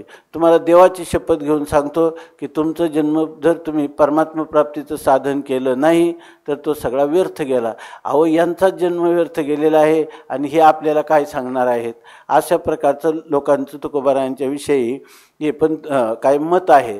परंतु तुकोबारायांचा अनुभव जर पाहिला तर तुकाराम महाराज म्हणतात सेवितो हा रस वाटितो आणि का घ्यारे होऊ नका रानभरी, विठेवरी ज्याची पाऊले समान, तोची एक दान शूरदाता, मनाचे संकल्प पावविल सिद्धी, जरी राहे बुद्धी याचे पायी. तुका म्हणे मज धाडिले निरोपा, मार्ग हा सोपा सुखरूप. हा मार्ग मी सांगितला हा सुखाला प्राप्त करून देणार आहे. तुम्ही निर्धास्तपणे तुका म्हणे तुम्ही चला याची वाटे, पांडुरंग भेटे भरवशेनी. आणि मी सांगतो असं नाही, संती हे पहिलं लाविले निशान, ते नाम वैखरी मुखे गरजो. त्या नामाची गर्जना तुम्ही करा, त्या नामाने तुम्ही आपल्या ध्येयापर्यंत जाल, असं तुकाराम महाराज म्हणतात. परंतु लोकांना मात्र ही मान्य होत नाही. तेव्हा तुकोबाराय चांगले उदाहरणं देऊन त्या मनुष्याला सांगतात, बाबा तो अशा प्रकारचा साधूंच्या विषयी गैरसमज करू नको. या बाबतीत एक नियम असा आहे, व्यवहारात देखील माणसं कसं वागतात तसंच परमार्थामध्ये सुद्धा त्याच पद्धतीने वागावं. व्यवहारामध्ये काय करतात, प्राक्तनाच्या योगी आळशावरी गंगा, स्नान काय जगा करू नये, उभी कामधेनू मांगाचे अंगणी, तिशी काय ब्राह्मणी वंदू नये, कोडियाचे हाते परिसे होय सोने, अपवित्र म्हणून घेऊ नये. यातीहीन झाला गावीचा मोकाशी, त्याच्या वचनाशी मानू नये, भावारूढ तुका मुद्रा विठोबाची, नमनी तयांची तोंडे काळी. तुकोबाराय म्हणतात, प्राक्तनाच्या योगे, प्राक्तन म्हणजे आपलं नशीब किंवा भाग्य, आणि त्या भाग्याने जर गंगेवर हा स्नानाला जात नाही आळशी मनुष्य, पण प्राक्तनाच्या योगे त्याचं भाग्य झालं आणि गंगेनेच पात्र बदललं, आणि ती त्या आळशी माणसाला त्याने आपल्या स्नान करा म्हणून स्वतः त्याच्या घराजवळ किंवा त्याच्या उंबरठ्यात किंवा घरात प्राप्त झाली. अशी उदाहरणं अलीकडच्या काळात आहेत की रामकृष्ण परमहंस आपलं ते त्यांचं नाव नाही, शंकराचार्यांच्या सुद्धा प्रार्थनेने त्यांच्या आईला स्नान करण्यासाठी गंगा त्या ठिकाणी आलेली आहे. तर तसं या ठिकाणी आपले रामकृष्ण परमहंस देवांचे एक शिष्य, ते आता नाव माझ्या लक्षात येईना, तर मला वाटतं लहरी नाही, त्यांचं नाव, ते वैद्य होते आणि त्यांच्या आईनं गंगास्नानाची इच्छा केली. तर त्या घरातच एकदम त्यांच्या वडिलांनी तर त्यावेळेला नागमहाशयांनी त्या इच्छा केली, प्रार्थना केली, तर तिथंच गंगा प्रकट झाली. जवळजवळ 2 तास तिचं स्नान झाल्यानंतर ते पाणी घराच्या बाहेर वेगाने गल्लीत वाहत होतं. अशा प्रकारचं तसं इथं उदाहरण दिलं की आळशावरी गंगा, आळशी माणसाला गंगा प्राप्त झाली नशिबाच्या योगाने. मग लोकांनी काय करावं की जाऊ दे, त्याच्यासाठी आले, स्नान काय जगे करू नये, लोकांनी स्नान करावं की नाही, आळशासाठी आलेले आम्ही करणार नाही, कशाने येऊ द्या, पण तुमचं काम होतं आहे ना, स्नान जगाने इतरांनी करावं. दुसरं सांगितलं की एखादी कामधेनू आहे, कामधेनू काय करते, आपण जी इच्छा करू ती इच्छा पूर्ण करते. आणि ती पण कामधेनू कुठं राहिली, मांगाच्या अंगणी. एखादा अंत्यज मनुष्य आहे, दुराचारी आहे, आणि त्याच्या अंगणामध्ये या ठिकाणी कामधेनू उभी राहिली, तर तिची काही ब्राह्मणी वंदू नये. एखादा हा अंत्यज आहे आणि मी ब्राह्मण आहे, परंतु कामधेनूचा लाभ घ्यायचा असेल तरी ती अंत्यजाच्या अंगणात असली तरी त्या ब्राह्मणाने तिचं वंदन करू नये, काय अर्थात करावं. तिसरं उदाहरण देतात, कोडियाच्या हाते परिसे होय सोने, अपवित्र म्हणून घेऊ नये. एखादा मनुष्य आहे आणि त्याला कोड झालेला आहे किंवा कुष्ठरोग झालेला आहे, आणि त्या कुष्ठ असे की त्याच्या हाताने जर एखाद्या त्याच्या हातात परीस आहे आणि त्या परीस त्यांनी लोखंडाला स्पर्श केला का त्याचं होतं सोनं. मग एखाद्या माणसाने कुष्ठरोगाने ग्रस्त असणाऱ्या एखाद्या माणसाने जर लोखंडाला परीस लावला त्याच्या हातातला आणि त्याचं सोनं झालं, अहो पण ह्या कुष्ठरोग्याने परसाचा स्पर्श केला आहे, आता हे सोनं झालेलं आहे, ते आपण त्याला स्पर्श करणार नाही, कारण ते अपवित्र आहे. अपवित्र म्हणून घेऊ नये. आपल्याला आक्षेपार्थाने विचारतात ती घ्यावं की न घ्यावं. तुम्ही म्हणा काय झालं, कुष्ठरोग्याला असलं पण आपल्याला सोन्याशी कारण आहे, आपण ते सोनं अंगी करावं. कामधेनू कुठेही उभी असू द्या, परंतु आपल्याला ती आपली इच्छा पूर्ण करणार आहे म्हणून आपण तिचं काय वंदन करू नये का. आणखी सांगतात, यातीहीन झाला गावीचा मोकाशी, त्याच्या वचनाशी मानू नये. एखादा यातीहीन म्हणजे हीनयाती, अत्यंत क्षुद्र अशा जातीचा पुरुष आहे आणि त्याला मात्र राजाने काय केलं, मोकाशी म्हणजे त्या गावचा वतनदार किंवा त्या गावचा इनामदार त्याला केलं. मग आता तो जे सांगेल त्याच्या वचनाशी मानू नये, तो जे सांगेल ते आपण केलं पाहिजे. केलं नाही तर नुकसान कोणाचे? आपलीच नुकसान आहे. आणि त्याच्या वचनाला न मानल्यामुळं आपल्याला आपली जमीनसुद्धा सरकार हिरावून घेऊ शकतं. म्हणून आपण त्याची वचनं मानली पाहिजे. तो कोणत्या जातीचा आहे किंवा हलक्या जातीचा आहे हे मानण्यात काही अर्थ नाही. तसं तुकोबाराय आता शेवटच्या चरणात सांगतात, भावारूढ तुका मुद्रा विठोबाची न मनी तयांची तोंडे काळी. आता तुकोबाराय म्हणतात माझ्याजवळ एकच भांडवल आहे, भावारूढ. म्हणजे मी जो आहे तो भावारूढ आहे, म्हणजे श्रद्धेवर स्थित झालेला आहे. मी पूर्णपणे श्रद्धा आहे माझी की शास्त्रवचनाप्रमाणे गुरुवचनाप्रमाणे जर माझं जीवन मी घडवलं तर मी निश्चित मुक्त होणार आहे. आणि या श्रद्धेमुळं मी स्वतःसुद्धा संतांचे पायी हा माझा विश्वास, सर्व भावे दास झालो त्यांचा. किंवा तुका म्हणे शेष सेवीनं आवडी, न वचन न मोडी बोलिले ते. अशा प्रकारचं संतांवर विश्वास ठेवला तर आज माझी स्थिती अशी आहे की या ठिकाणी तत्वमसी विद्या ब्रह्मानंदी सांग तेची झाला अंगे तुका. आता मी या ठिकाणी जे काही ब्रह्मानंद पर्यवसित होणारी जी ब्रह्मविद्या आहे ती ब्रह्मविद्येचा मी वतनदार झालेलो आहे, तुकोबाराय म्हणतात. आणि याला कारण काय आहे तर श्रद्धावान लभते ज्ञानम. ही माझी भावारूढता आहे, म्हणजे श्रद्धातिशय आहे. आणि तीच काय आहे? ती विठोबाची मुद्रा. आणि तिच्यावर शिक्का कोणाचा पडलेला आहे? माझ्या इष्टदेवता पांडुरंग परमात्म्याचा शिक्का पडला. तुकोबारायांनी जेव्हा ही साधना संतांनी सांगितलेली केली आणि ती साधना सिद्ध झाली, त्यामुळं परमात्म्याने स्वतः या ठिकाणी माझा अंगीकार केला आणि मला शिक्कामोर्तब केला की तुकाराम महाराज म्हणत नाही, तुकिता तुलनेशी ब्रह्म तुकाशी आले, म्हणून रामेश्वरी चरणी मस्तक ठेविले. अशा प्रकारचं माझी स्थिती प्राप्त झाली. आणि तो मी ज्याला संतांची मान्यता आहे, शास्त्राची मान्यता आहे, भगवंताची मान्यता आहे आणि मला तो स्वानुभूती संपन्नता माझ्या ठिकाणी झाले. आणि असा मी तुम्हाला सांगत आहे की सांगतो तुम्हाशी भजारे विठ्ठला. पण तुम्ही त्याचं भजन करत नसेल तर न मनी तयांची तोंडे काळी. असं असूनही जर कोणी मानत नसेल तर त्यांची काळी तोंडे, म्हणजे त्यांच्या ठिकाणी त्यांची तोंड काळी होतील. म्हणजे त्यांना ही गोष्ट लज्जास्पद ठरेल किंवा या ठिकाणी त्यांची फजिती होईल. हे माझं म्हणणं ऐकलं नाही तर. हे सुद्धा तुकाराम महाराजांचं त्यांची निंदेची वचनं नाहीत. तुकाराम महाराजांच्या अंतःकरणात त्यांच्या तळमळीची अत्यंत तळमळ असल्यामुळं त्यांच्या उद्धाराची तुकाराम महाराज म्हणतात की माझं बोलणं तुम्ही ऐकून घ्या, याची उपेक्षा करू नका. बोलिलो उत्कर्षे प्रेमरसे दासत्वे, साच करिता नारायण दया शरण गेलो तो. समर्थ तो आहे ऐसा धरिली इच्छा पुरवितो. तुका म्हणे लढीवाळाचे द्यावे साचे करुनिया.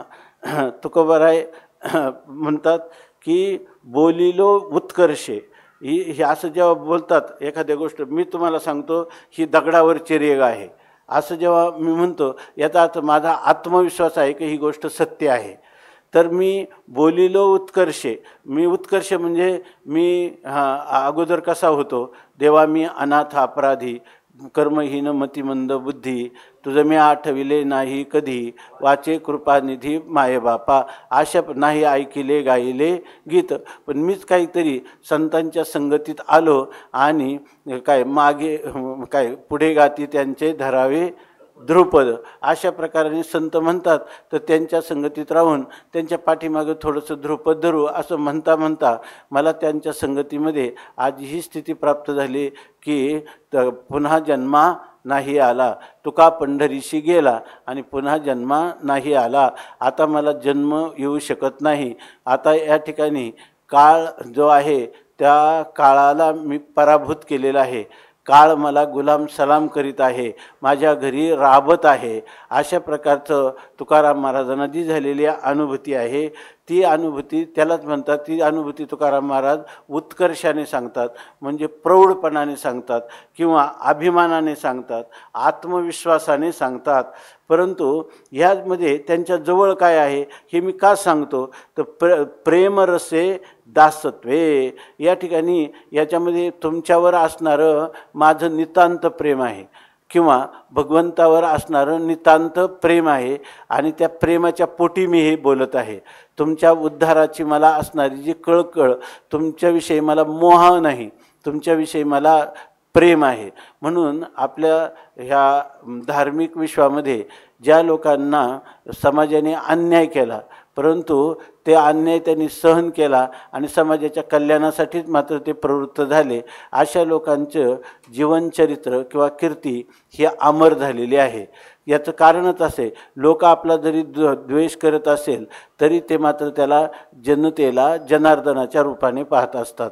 त्यामुळे त्यांच्या अंतःकरणात त्यांच्याविषयी द्वेष, कलह, स्पर्धा, मत्सर, असूया हे भाव कधीच उत्पन्न होत नाही.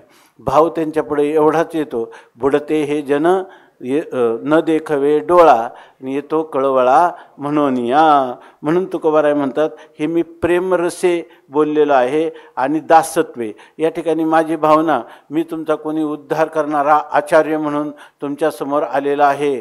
मी जे श्रेष्ठ आहे आणि तुम्ही कनिष्ठ आहेत असं नाही, मी परमात्म्याचा दास आहे. आणि मला तुका म्हणे मज धाडिले निरोपा, मार्ग हा सोपा सुखरूप. हा मार्ग सुखरूप आहे, सुगम आहे, म्हणून तुम्ही जातो तेने पंथे साधावित, संती हे पैल लाविले निशान.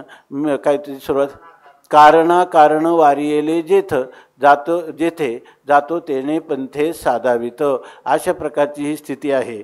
आणि म्हणून म्हणतात, मी परमात्म्याचा दास आहे आणि तुमच्या उद्धाराची मला खरी कळकळ आहे. म्हणून मी एवढा आत्मविश्वासाने बोलतो की तुम्ही याच वाटेने चाला, याच्यातूनच तुम्हाला खरा अविनाशी आनंद प्राप्त होतो. आणि असं जेव्हा आम्ही बोलतो तर त्या म्हणतात की मी जे तुम्हाला बोलतो हे खरं कोण करील, तर मी सांगतो माझ्या अनुभवाचं आहे, तुम्ही माझं ऐका आणि ते खरं करून दाखवा. तर हे जे मी बोलतो हे माझं प्रौढी मिरवतो असं नाही. मला माहीत आहे की जर आपल्या अंतःकरणात जनकल्याणाविषयी तळमळ असेल तर जेणे हे विश्व निर्मिले, ज्या विश्वाचा निर्माण करता तो परमात्मा आहे, आणि त्याच्याकडे जर मी ही मागणी केली की लोक जे आहेत त्या सगळ्या लोकांचं कल्याण व्हावं, जसं पसायदानामध्ये माऊली मागतात की जे खळांची व्यंकटी सांडो, तया सत्कर्मी रथी वाढो, भूता परस्परे पडो मैत्र जीवांचे, दुरितांचे तिमिर जावो, विश्व स्वधर्म सूर्य पाहावो, जो जे वांछिल तो ते लाहो प्राणी जात. अशी आम्ही जेव्हा प्रार्थना करतो तर साच करिता नारायण, ती खरी करणारा कोण आहे? आम्ही नाही, त्या ठिकाणी परमात्मा आहे.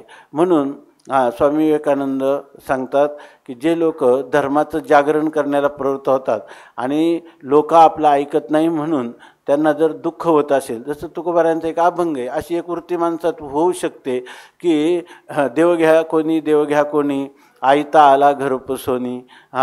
लोक म्हणतात देव न लगे चाचवणीचे रुदले जागे, अशा प्रकारचं आम्ही त्यांना म्हणतो देव घ्या फुका न लगे रुक्पा मोल काही. लोक म्हणतात देव न लगे अशा प्रकारचे. मग शेवटी म्हणतात की दुबळा तुका भावहीन किंवा भावे विन, आणि उधारा देव घेतला ऋण.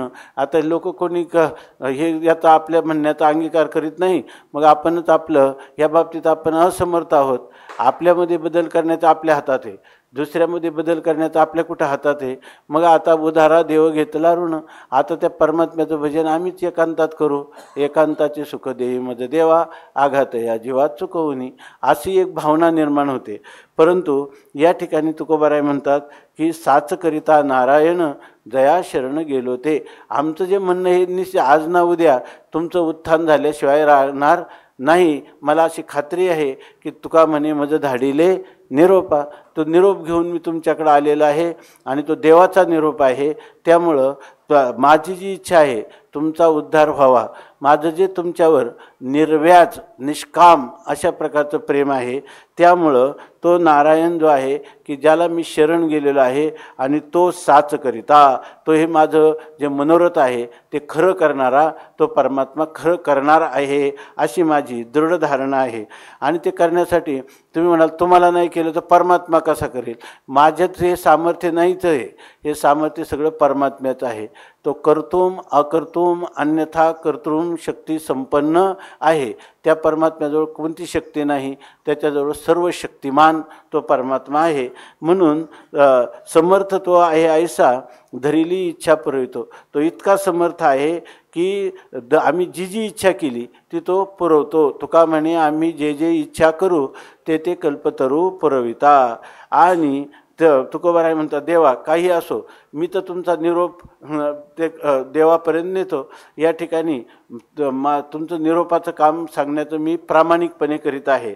आणि हे जे बोलतो मी, तर हे जे बोलतो हे तुम्हाला पण मी असं काही साकडं घालत नाही की, परंतु हे माझे बोल जे आहे तुका म्हणे लढीवाळाचे, मी एक लाडकं लेकरू तुमचं आहे आणि मी तुमच्याजवळ लढीवाळपणाने आळी किंवा हट्ट करीत आहे.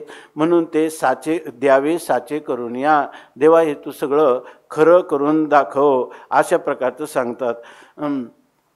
आता हे सर्व हा जो परमात्मा आहे त्या परमात्म्याचं नाव काय आहे? तर त्या परमात्म्याचं नाव आहे विठोबा, त्याचं नाव आहे विठ्ठल. हे जे आता विठ्ठल हे दैवत भोळे, ते असं आहे की ते काय भक्त काम कल्पद्रुम असं आहे. भक्तांनी जी जी इच्छा केली ती पुरवणारा असा हा कल्पवृक्ष परमात्मा आहे. आणि ते आमचं इष्टदैवत आहे, त्याला विठ्ठल असं म्हणतात. विठ्ठल शब्दाची उत्पत्ती केली की विदधाती लाती ठाती शून्यान गृह्णाती इति विठ्ठला. जगातला किती नष्ट दुष्ट चांडाळा असो तर त्याचं जीवन परिवर्तन करण्याचं सामर्थ्य ज्या ठिकाणी आहे त्याला म्हणतात विठ्ठल. आणि ते विठ्ठल नाव म्हणजे कसं, त्या विठ्ठलाचं वास्तविक स्वरूप कोणतं आहे तर तो असंग निर्विकार निर्गुण निराकार अशा प्रकारचा परमात्मतत्व ते आहे.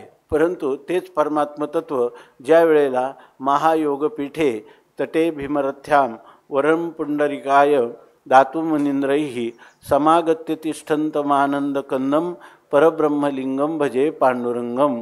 आमचं जे परमात्मतत्व आहे, जे असंग निर्विकार किंवा निर्गुण निर्विकार तत्व आहे, त्याचं काही भजन करता येत नाही. तिथं कोणत्याही प्रकारची क्रिया नाही, तसे क्रियेचे नामकेर नस आहे असं ते परमात्मतत्व आहे. परंतु आमच्या संतांनी काय केलं, आणि याला रूपाबळे करोनी खळे हरिदासी.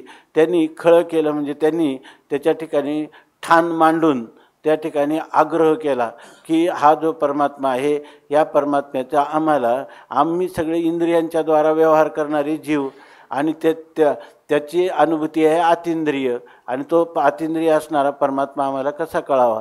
बरं, शास्त्राच्या द्वारा त्या परमात्म्याचं निर्गुण स्वरूप आत्मत्वाने जाणायचं म्हटलं तर आमच्या ठिकाणी बुद्धिमांद्य विषयासक्ती विपर्य दुराग्रहादी अनेक दोष आहेत. आणि आमची दोषाने मलिन झालेली बुद्धी त्या परमात्म्याला यथार्थ जाणण्याला समर्थ नाही. त्यासाठी संतांनी सांगितलं की हे परमात्मन निर्गुण तू सगुण रूपाला प्राप्त हो, आणि सगुण रूपाला प्राप्त होऊन आम्हाला जे सगुण साकार आमचं जीवन आहे त्या जीवनामध्ये सगुण साकार होऊन तू निर्गुणाची भेटी आलो सगुणासंगे तव झालो प्रसंगे गुणातीत, असं तू काहीतरी कर. म्हणून संतांनी भगवंताकडं आळी घेतली, हट्ट केला आणि त्याला जे निर्गुण स्वरूपाला सगुण स्वरूपावर आणलं. म्हणून त्यालाच म्हणतात का विचा केला ठोबा म्हणून नाव तो विठोबा. या ठिकाणी विचा ठोबा केला. वी म्हणजे त्याचं विशेष स्वरूप, म्हणजे त्याचं जे विषय आपलं सामान्य स्वरूप. वी म्हणजे त्याचं सामान्य स्वरूप आणि त्याचा ठोबा केला. आपण हे माणसाला एखाद्याला म्हणतो हे ठोंब्या. ठोंब्या म्हणजे ठोबा. ठोबा म्हणजे त्याचा आकार. म्हणजे ज्याला वी म्हणजे निर्गुण निराकार असणारा सामान्य स्वरूपातला जो परमात्मा आहे त्याला विशेष भावाला आणलं. सामान्याला विशेष भावाला आणलं आणि त्याला आकाराला आणलं. आणि मग आला नावा रूपा तुका म्हणे झाला सोपा. त्याचंच विवेचन करतात की विचा केला ठोबा म्हणून नाव तो विठोबा. लोक हो तुम्हाला आम्ही सगळ्यात सोपं सांगतो, तुम्हाला नाही ना ह्या निर्गुण निर्विकाराचं बुद्धीनं ग्रहण होत, तर तोच ज्या वेळेला सगुण साकार झाला तर तोच झालेला आहे. त्याच्यामध्ये कोणत्याही प्रकारचं ते जे आहे सत्य ज्ञानानंत गगनाचे प्रावरण नाही रूपवर्ण गुण जेथे, हे तुम्हाला काहीच कळालं नाही. तुम्हाला त्याचं किती सांगायला गेलं तर तुम्ही म्हणतात की कळलं नाही. मग तुला काय कळलं नाही विचारलं तर ते म्हणतात कळलं नाही, एवढंच कळलं. काय कळलं नाही हे सुद्धा सांगता येत नाही. तर अशाच्यासाठी तो परमात्मा काय झालेला तुका म्हणे झाला सोपा. आणि निर्गुणाचं जे ऐश्वर आहे ते सगुणामध्ये गेलं काही कमी झालं असं सुद्धा होत नाही. सगुण निर्गुण एको गोविंद रे, अशी याची स्थिती आहे. म्हणून हे लोक हो तुम्हाला कल्याण करण्यासाठी हे माझा आराध्य दैवत रूपाने हा श्री विठ्ठल परमात्मा विटेवर पंढरीला उभा राहिलेला आहे. त्याचे पायी घाला मिठी मोल नेघे जग जेठी भावा एकासाठी खांदा वाहे आपुल्या, असं आहे. मग कार्य नेना त्याचे नाव काय वेदाशी नाही ठावे. अरे त्याचं नाव तुम्ही काय का बरं जाणत नाही? कार्य नेना त्याचे नाव, त्याचं नाव तुम्ही कसं जाणत नाही? का त्या परमात्म्याचं असं आहे की त्या परमात्म्याचं नाव घेतलं, त्याचं नाम घेतलं की तुम्ही मोक्षाला प्राप्त होतात. काय मुखी नाम हाती मोक्ष आईशी साक्ष बहुतांची. काय पुढं वैष्णवांचा माल खरा तुरा वस्तुशी भस्म दंड नलगे काठी ना तीर्था आटी भ्रमण तुका म्हणे आडकाठी नाही भेटी देवाचे. अशा प्रकारचा हा परमात्मा आहे. पण तुम्ही का बरं त्याचं नाव घेत नाही? बरं काय वेदाशी नाही ठावे, हे नाम कोणी सांगितले? ह्या परमात्म्याचं नाव वेदाने सांगितलेलं आहे. आणि त्या नामाने मोक्ष होतो आणि तत्काल होतो हे कोणी सांगितलेलं आहे? वेदाशी. आणि वेद काय? वेद कोणाला म्हणतात? विद्रू लाभे सत्तायाम विचारे. त्या ठिकाणी विद धातूचा अर्थ आहे लाभ, परमात्मा प्राप्ती. त्याची सत्ता म्हणजे त्याचं स्वरूप तुम्हाला प्राप्त होतं आणि त्याचा विचार यथार्थ विचार तुम्हाला कळतो, यथार्थ ज्ञान होऊ शकतं. असं या सगुणाचं वैभव आहे. आणि एवढं असल्यानंतर ज्याला वेद प्रामाण्य आहे, ज्याला अनुभव प्रामाण्य आहे, एवढा असूनही तुम्ही का बरं त्याचं नाव घेत नाहीत? शेषस्तुती प्रवर्तला जिव्हा चिरुणी पलंग झाला. त्या सगुण साकार विठ्ठलाचं वर्णन करताना जेव्हा भगवान शेष नारायण त्याच्या स्तुतीला प्रवृत्त होतो तेव्हा वेदाशी काही कळलेची नाही असं तो वेदसुद्धा नीती म्हणतो. अशी त्याची स्थिती होते. आणि शेषाच्या जिव्हा दुखंड झाल्या. वेद काय शेष शिनला झाल्या ती सहस्र जिव्हावो देव कावो विटेवरी उभा. वेदाशी काही कळलेची नाही. आणि अशी स्थिती असणारा ज्याची शेषस्तुती करतो, वेदस्तुती करतो, त्या जो वेदाला काय वेद आला सर्वज्ञ कल्प असं म्हणतात. म्हणजे जवळजवळ ते परमात्म्याचंच रूप आहे वेद. म्हणून आपल्याकडं वेद भगवान असं म्हणतात किंवा भगवान वेद असा शब्दप्रयोग करतात. आणि तो शेषस्तुती प्रवर्तला, तो शेष जो आहे तो भगवंताची स्तुती करायला लागला तर जिव्हा चिरुणी पलंग झाला. आणि त्याच्या जिव्हा चिरल्या आणि त्याच्यावर तोच काय झाला पलंगाचं स्वरूप. म्हणजे त्याच्यासारखं तो काय करतो परमात्म्याची स्तुती करत आहे किंवा परमात्मा त्याच्यावर शयन करीत आहेत. असा तो शेषशाही असणारा भगवान परमात्मा आहे. अशा प्रकारचं त्याचं स्वरूप सांगितलं. आणि त्याची सत्तासुद्धा कशावर आहे? तुका म्हणे सत्ता ज्याची काळाची माथा, त्याची सत्ता काळाच्या मस्तकावर आहे. कारण तो परमात्मा जो आहे तो परमात्म्याच्या पुढं काळ जो आहे तो काळ काय निष्प्रभ आहे. त्या काळाची सत्ता परमात्म्यावरही चालत नाही आणि परमात्म्याच्या भक्तावर पण चालत नाही असं सांगितलं. आता मग तुम्ही म्हणाल की याच्यासाठी खरा उपाय काय आहे? तर तो उपाय हा सांगतात तुकोबाराय की मनुष्याने संत संगतीमध्ये काळ घातला पाहिजे. आणि आपली बुद्धी ही संत सांगतील त्या अनुरूप केली पाहिजे, हा त्याला मार्ग आहे. परंतु हा मार्ग मग आम्हाला सगळ्या लोकांनी काय ह्या मार्गाचं अनुसरण करू नये? सगळ्याच लोकांनी संतांचे संगती मनोमार्गगती आकळावा श्रीपती येणे पंथे. आणि त्या लोकांनी जर मनोमार्गे गेला तो येथे मुकला, अशा हरिपाठी स्थिरावला तोची धन्य, अशी जर स्थिती आहे. मग सगळ्या लोकांनी सत्संगती सत्शास्त्राच्या चिंतन आणि आपल्या आराध्य देवता पांडुरंग परमात्मा यांची स्तुती का करू नये? इथं तर व्यवहारामध्ये असं आहे की ज्ञानोबाराय सांगतात की लोक 100 रुपये व्याजाने जर एखाद्याला दिले तर या ठिकाणी त्याचं व्याज आपल्याला मिळेल. त्या व्याजासाठी समजा 100 रुपये दिले आणि त्यांनी व्याजही दिलं नाही मुद्दलही दिलं नाही, तर त्याची स्थिती अशी होते की व्याजाला सोकला आणि मुद्दलाला मुकला. अशा प्रकारची जगाची राहटी आहे. म्हणून या ठिकाणी सगळे लोक हे का करत नाहीत? वास्तविक करायला पाहिजे ना. हे लोकांना जर परमात्मा सुखरूप आहे, परमात्माच आपलं मनोरथ पूर्ण करणार आहे, तोच आपल्याला खरा कल्याणकारक आहे, तर परमात्म्याला आणि त्या परमात्म्याचं साधन सांगणाऱ्या संतांना सोडून लोक दुसरीकडे का जातात? दुसरीकडे आनंदाचा शोध का घेतात? दुसरीकडे सुख मिळेल अशी भ्रांती का धारण करतात? तर त्यासाठी तुकोबाराय एक या अभंगामध्ये सांगतात. याचं कारण काय आहे?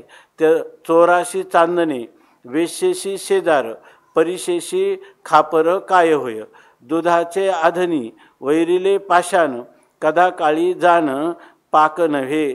तुका म्हणे जरी पूर्व पुण्य सिद्धी तरी तर आहे बुद्धी संत संगी. बुद्धी संत संगी तरी तर आहे. बुद्धी संतांच्या संगतीत तेव्हाच राहू शकते की जरी पूर्व पुण्य सिद्धी, जर त्यांना अनंत जन्माच्या पुण्याई प्राप्त असेल की बहुत सुकृताची जोडी म्हणून विठ्ठली आवडी. या ठिकाणी अनंत जन्माची काय सुकृते थोर केली, पूर्वजन्मी सुकृती ते थोर केली, ती आजी मज फळाशी आली. परमानंदो आजी मानसी भेटी झाली या संतांशी. संतांची संगती घडण्यासाठी नुसतं संत संगतीत होतं एवढं कोणी ऐकलं आणि तो संत संगतीत प्रवृत्त होईल असं नाही. जर त्याची पुण्याई त्या पुण्याईचं फल देण्याला प्रवृत्त झाली तरच त्या ठिकाणी काय भेटी झाली या संतांशी. पुण्य फळली बहुता दिसा भाग्य उदयाचा ठसा, झालो सन्मुख तो कैसा संत चरण पावलो. अशा प्रकारची त्याची स्थिती आहे. मग हे आम्ही सांगतो ना संतांच्या संगतीत होतं म्हणजे लोक ऐकत नाही. का नाही ऐकत? ते अभागी आहेत म्हणून ऐकत नाही, दुर्दैवी आहेत म्हणून ऐकत नाही. इतकंच नाही तर संतांच्या संगतीत बसावं असं सुद्धा त्यांना आवडत नाही. ते कुठेही वेळ घालवतील, कोणाच्याही संगतीत बसतील, पण संतांच्या संगतीत बसणार नाही. यासाठी तुकोबाराय आपल्या व्यवहारातली उदाहरणं सांगतात. 84 चांदणे वेश्येशी शेजार परिशेशी खापर काय होय. चोर असतो, आपण म्हणतो ना चोराच्या मनात चांदणे, म्हणजे याचा अर्थ चोराला अंधारी रात्र असं वाटतं. चोराला कधी चांदणं आवडतं का? वेश्येशी शेजार, आणि एखादी वेश्या आहे तर त्या वेश्येच्या ठिकाणी एखाद्या सत्पुरुषाचं आपल्याला शेजार असावा असं वाटतं का? तिला कधी असं वाटत नाही. किंवा परिशेशी खापर काय होय, आणि समजा परिस आहे आणि त्या परिसाला खापर जर भेटलं तर परिस हा काय करतो? लोखंड गंजलेलं असलं किंवा अगदी त्याला पोलाद असलं तरी दोघांचं तो काय करतो? सोनं करतो. पण त्या परिसाला जर खापर खुंटी लावली तर त्याच्यात काही बदल होत नाही. मग या ठिकाणी त्यांनी सांगितलं की खापरखुटी जी आहे त्या खापराची परिसाची भेट झाली तर काय उपयोग आहे का? नाही. तसा हा मनुष्य जो आहे हा खापरखुटीच्या जागेवर आहे. याला संतांची भेट झाली, संतरूपी परिस जरी त्याच्या जीवनात आला तर परिसेची खापर काय होईल, त्याला काय महत्त्व आहे? तसं हां हां तर त्या ठिकाणी कापूर आहे आणि त्याच्या ठिकाणी खापर आहे आणि त्या ठिकाणी परिस लावला आणि तुम्ही एक एक त्याचं सोलपट काढायला लागले, त्या एक एक कण वेगळा करायला लागले तर त्या सुवर्णाचा अंश सापडेल का तुम्हाला? कधीच न पालटे. त्याच्या ठिकाणी तो काही सापडणार नाही. म्हणून म्हणतात की या ठिकाणी परिशेशी खापर काय होय. दुसरं उदाहरण सांगतात. दुधाचे आधनी वैरिले पाषाण कदा काळी जाण पाक नव्हे. आता दुधाचं दूध उकळायला ठेवलं आणि त्याच्यामध्ये काय म्हणलं, वैरिले पाशानं, दुधात काय टाकले, दगड टाकले. तर कदाकाळी जाणं पाक नव्हे, किती वेळ ते दूध उकळलं म्हणजे तो दगड जो आहे तो शिजेल, अर्थात कधी शिजणार नाही. स्वामी महाराज सांगायचे, दगड किती दिवस पाण्यात ठेवला, किती वर्ष म्हणजे बोट चेपा होईल. तसं याला संत संगतीत हा किती जरी त्याला मिळाली तरी त्या संत संगतीचा त्याला काही उपयोग होत नाही. मग हे कधी होतो, तुका म्हणे जरी पूर्व पुण्य सिद्धी तरी तर आहे बुद्धी संत संगी. जर त्याची पूर्वपुण्याई सिद्ध झाली म्हणजे फलोन्मुख झाली, फल द्यायला सिद्ध झाली, तरच त्याच्या ठिकाणी तरी तर आहे बुद्धी संत संगी, तरच त्याला संतांची संगतीत आपला काळ जावा असं त्याला वाटतं. अन्यथा संत संगती त्याला नको असं वाटतं.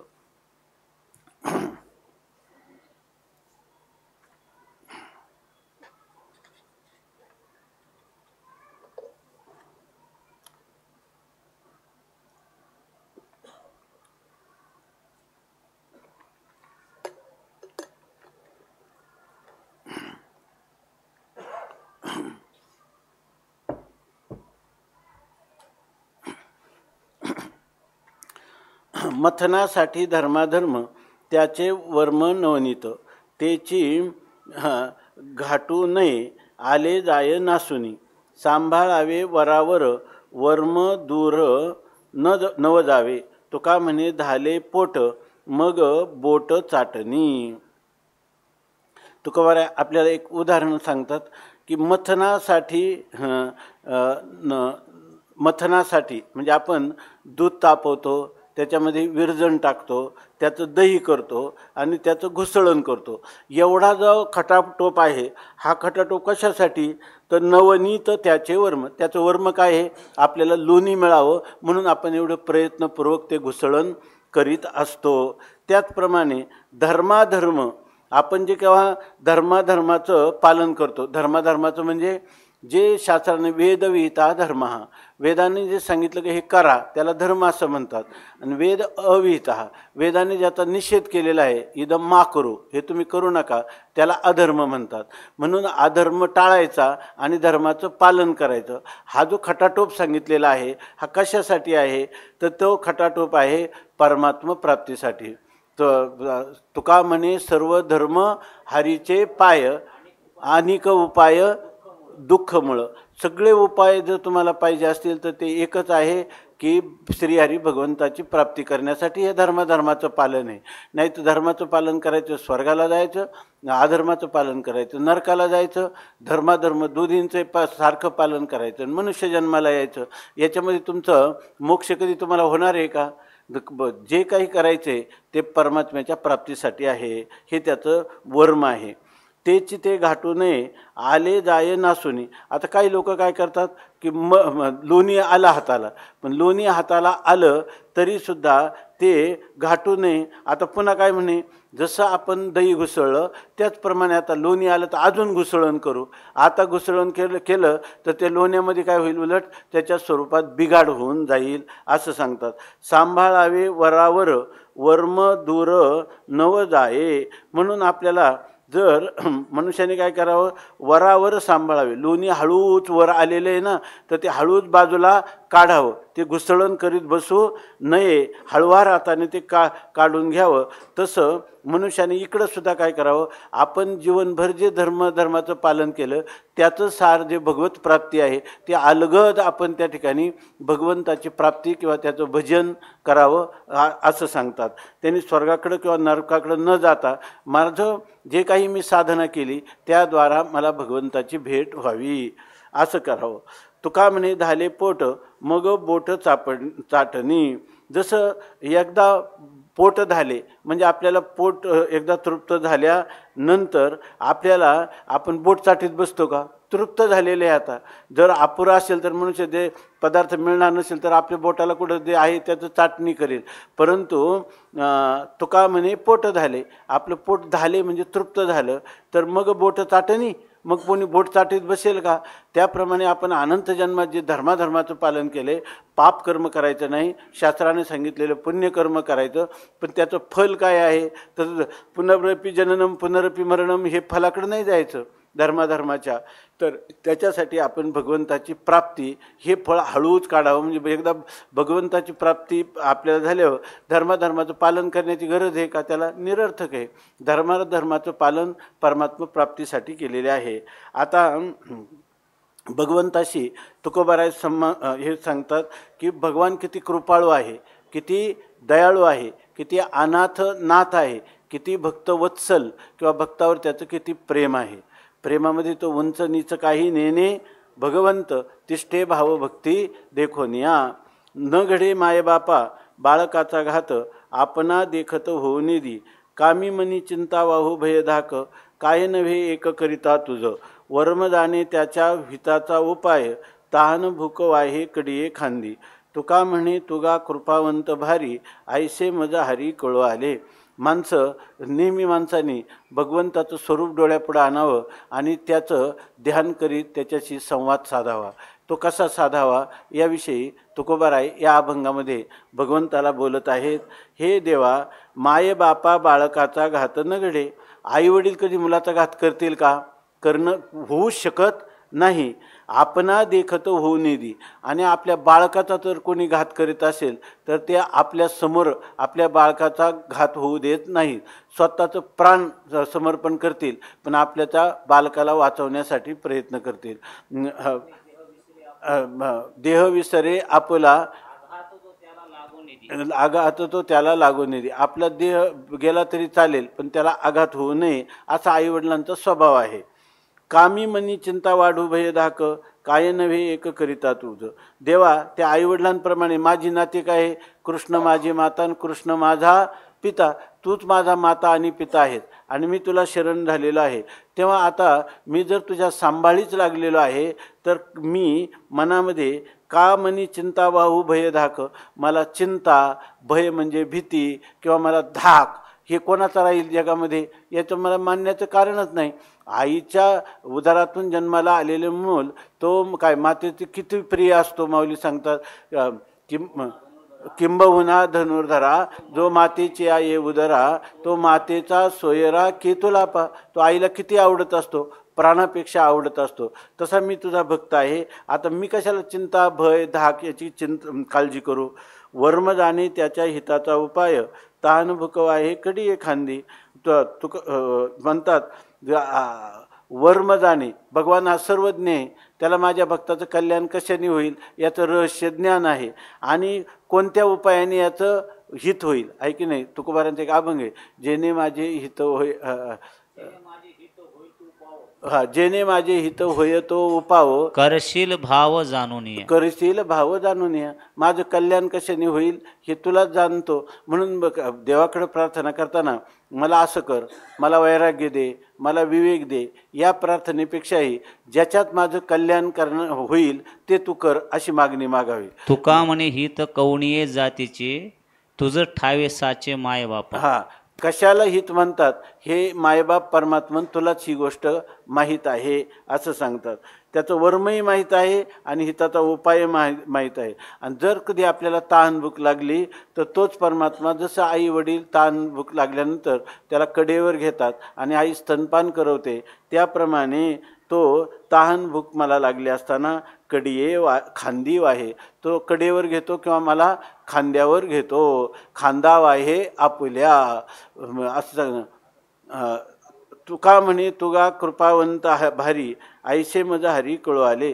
तेव्हा हे हरी, श्रीहरी, तू इतका कृपावंत, इतका करुणा घन आहेस हे मला माझ्या कळू आले अनुभवे.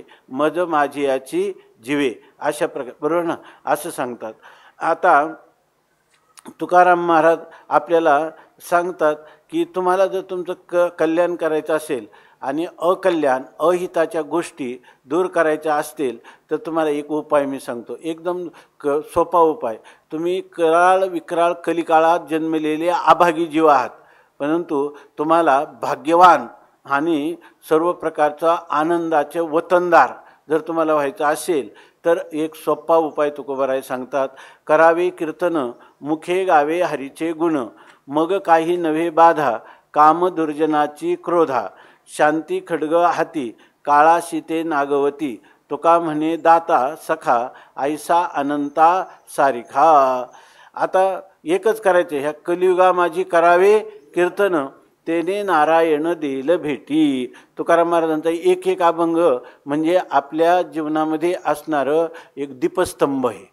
आपलं नाव जर अथांग समुद्रामध्ये जर तिला दिशा हीन झाली आणि आता कुठं जावं हे कळत नसेल, दिशा कळत नसेल, तिला दिशाभूल झाली, तर त्याला एकच उपाय आहे, दीपस्तंभ. समुद्रामध्ये असणारा जो दीपस्तंभ आहे तो कोणती उत्तर कोणती पूर्व कोणती दाखवतो. त्याप्रमाणे हा एक एक अभंग दीपस्तंभासारखा आहे. जो मनुष्य आपल्याला सुख पाहिजे, दुःख नको या इच्छेने रात्रंदिवस तळमळत आहे, त्याला तुकोबाराय एकाच अभंगात सांगतात की करावे कीर्तन मुखे गावे हरीचे गुण. माणसाने काय करावं? परमात्म्याच्या ठिकाणी अनंत गुण आहेत. तुझी हा पार नाही गुणा माझी अल्पमती नारायणा, भव तारकाजी सुजाना, एक विज्ञापना पायापाशी. आपण त्या भगवंत म्हणवनी शरण जावे सर्व भावे देवाशी, तो हा उतरील पार भव दुस्तर नदीचा. कुणी माईक घेऊन बोलत जा. तर त्यांनी सांगितलं करावे कीर्तन मुखे गावे हरीचे गुण. आपण कीर्तन, इथं कीर्तन म्हणजे काय? कीर्तन म्हणजे मुख्य नामस्मरण असा त्याचा अर्थ आहे. आणि मुखे गावे हरीचे गुण, भगवंताचं नामसंकीर्तन करावं. आणि भगवंत हा अनंत गुणगणांचा भांडार आहे, म्हणून त्याच्या एक एक गुण जे आपल्याला माहीत असेल त्या गुणांचं वर्णन करावं. परमात्मा आपल्या असणाऱ्या पुत्र भार्यादी हे गुण म्हणजे काय? या अवगुणांना गुण असं संबोधन आहे. आणि खरा गुणवान कोण आहे? परमात्मा. परमात्म्याचे गुणगान करावं आणि परमात्म्याचं नामगान करावं. आणि मग काही नवे बाधा काम दुर्जनाची क्रोधा. तुम्हाला सगळ्या जीवनामध्ये काम येश क्रोध येश रजोगुण समुद्भवा महाशनो महापापमा विद्येन मिह वैरिणम. भगवान सांगतात की काय वैरी विद्धी एनम वैरी विद्धी. या ठिकाणी काम आणि क्रोध हे दोन मनुष्याचे सर्वात मोठे शत्रू आहेत. आणि काम जर पूर्ण झाला तर लोभ वाढतो आणि काम जर अपूर्ण राहिला तर क्रोध वाढतो. म्हणून हे काम क्रोध हे दोन मोठे शत्रू आहेत. तर त्यांची बाधा जर व्हायचे नसेल तर आपण नामस्मरण करावं किंवा भगवंताचं गुणांचं गायन करावं. ह्या काम आणि क्रोध हे दुर्जन आहेत, यांची तुम्हाला कधीही बाधा होणार नाही. त्याच्यासाठी शांती खड्गा हाती काळा शीते नागविती. आणि म्हणतात यांच्या हातात अजून एक पाहिजे की शांतिरूप खड्ग म्हणजे तलवार. शांतिरूपी खड्ग जे असेल तर त्या मनुष्याने शांती धारण केली की त्याला सुख आहे. शांती परते नाही सुख आणि येरा अगवेची दुःख, म्हणून शांती धरा उतराल पैल तेरा. खवळलिया कामक्रोधी अंगी भरते आधी व्याधी. तुका म्हणे याच्या ठिकाणी हे जर मनुष्याने शांती धारण केली की त्या ठिकाणी हे काम क्रोधाची बाधा त्याला होणार. शांतीची वसती तेथे खुंटे काळगती. शांती आपल्या अंतकरणात जर आपण शंतनोती ती शांती जी आपल्या जीवनामध्ये मंगलाचा प्रसार करते, विस्तार करते, त्याला शांती असं म्हणतात. म्हणून हा गुण आपल्याजवळ, शांती हा आपल्याजवळ असलं पाहिजे. भगवंताचं नामसंकीर्तन, गुणसंकीर्तन, शांती ही जर आपल्याजवळ असतील तर काळा शीते नागवती. त्या ठिकाणी तो अभंगच काय सगळा? शांती परते नाही सुख का, हेच शांती परते नाही सुकन येरा अगवेची दुःख. याप्रमाणे हा जर शांती धारण करणारा पुरुष असेल तर काळा शीते नागवती, ते कळी काळाला देखील जिंकू शकतात. तुका म्हणे दाता सखा ऐसा अनंता सारिखा. ते म्हणतात ज्याला अनंतासारिखा सखा दाता. अनंत म्हणजे जो अविनाशी आहे, ज्याचा कोणी नाश करीत नाही असा परमात्मा. पुन्हा तो परमात्मा काय आहे? दाता.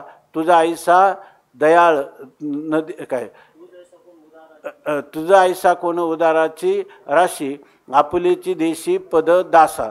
आपलं पदच दासाला देणारा असा उदार देवाशिवाय कोण आहे? तो म्हणजे दानशूर पण आहे, अनंत पण आहे. आणि तो काय आहे, त्याच्याशी माझं कोणतं नातं आहे, सख्यपणाचं नातं आहे. तो माझा सखा आहे, तो मित्र आहे. म्हणून परमात्म्याला ज्यांनी सख्यत्व केलं, अनंत परमात्म्याशी सख्यत्व केलं, दानशूर परमात्म्याशी शक्य केलं, मग नव्हे काही बाधा. त्याला जीवनामध्ये कोणतीही बाधा संकट येणार नाही. आणि ती संकट म्हणजे बाहेरची शत्रूची नाही, खरं संकट जीवनात आहे काम क्रोधांचं, आणि ते आत आहे. ते आतलं संकट पूर्णपणे दूर होतं. तुका म्हणे त्रिविध ताप, तुका म्हणे त्रिविध ताप, जाती मग आपोआप. त्रिविध तापाची झाली बोळवण, देखिल्या चरण वैष्णवांचे. संत किंवा देव यांच्या चिंतनात राहिलं किंवा सेवेत राहिलं, त्या मनुष्याला काम आणि क्रोध यांची बाधा कधीही होत नाही. आता ते सांगतात, मनुष्य कधी कधी खूप प्रयत्न करतो, पण प्रयत्न करून त्याच्यामध्ये यश आलं असं त्याला वाटत नाही. त्याला रम्य समाधान किंवा परमाशांती प्राप्त झाल्याचं त्याला दिसत नाही. अशा वेळेला तुकाराम महाराज त्याला मार्गदर्शन करतात. साधनांच्या कोटी केल्या आटी होती त्या, देवकृपा करी जरी होय उजरी स्वरूपी. केले होती वृथाश्रम चित्ता उपरम न होता. तुका म्हणे कळो आले सर्व झाले आत्मरूप. तुकोबाराय आपला अनुभव सांगतात की कोणी जो साधक आहे त्याने साधनांच्या कोटी केल्या, म्हणजे साधनांचे कोटी ह्या शब्दाचा अर्थ कोट्यावधी साधनं केली, म्हणजे अनेक प्रकारची साधनं केली, पण केल्या आटी होत्या त्या. परंतु ते करताना, त्या साधनाचं करता असताना काय सोपं आहे का? याजसाठी जप याजसाठी तप हे जे करायचं, तर ही साधनं करीत असताना आटी होत्या, म्हणजे त्याला भरपूर श्रम होतात. पण एवढे श्रम केले तरी त्याला त्या श्रमाचं सार्थक झालं असं वाटत नाही. जप तप अनुष्ठान कासया करणे अशा प्रकारचं त्याचं एवढं आश्रम केले तर याच्यामध्ये त्याला भरपूर कष्ट होतात. पण ते म्हणतात एवढं कष्ट करूनही तो म्हणतो मला समाधान प्राप्त झालं नाही, किंवा मला स्वरूपाचं म्हणजे आत्म्याचं ज्ञान झालं नाही.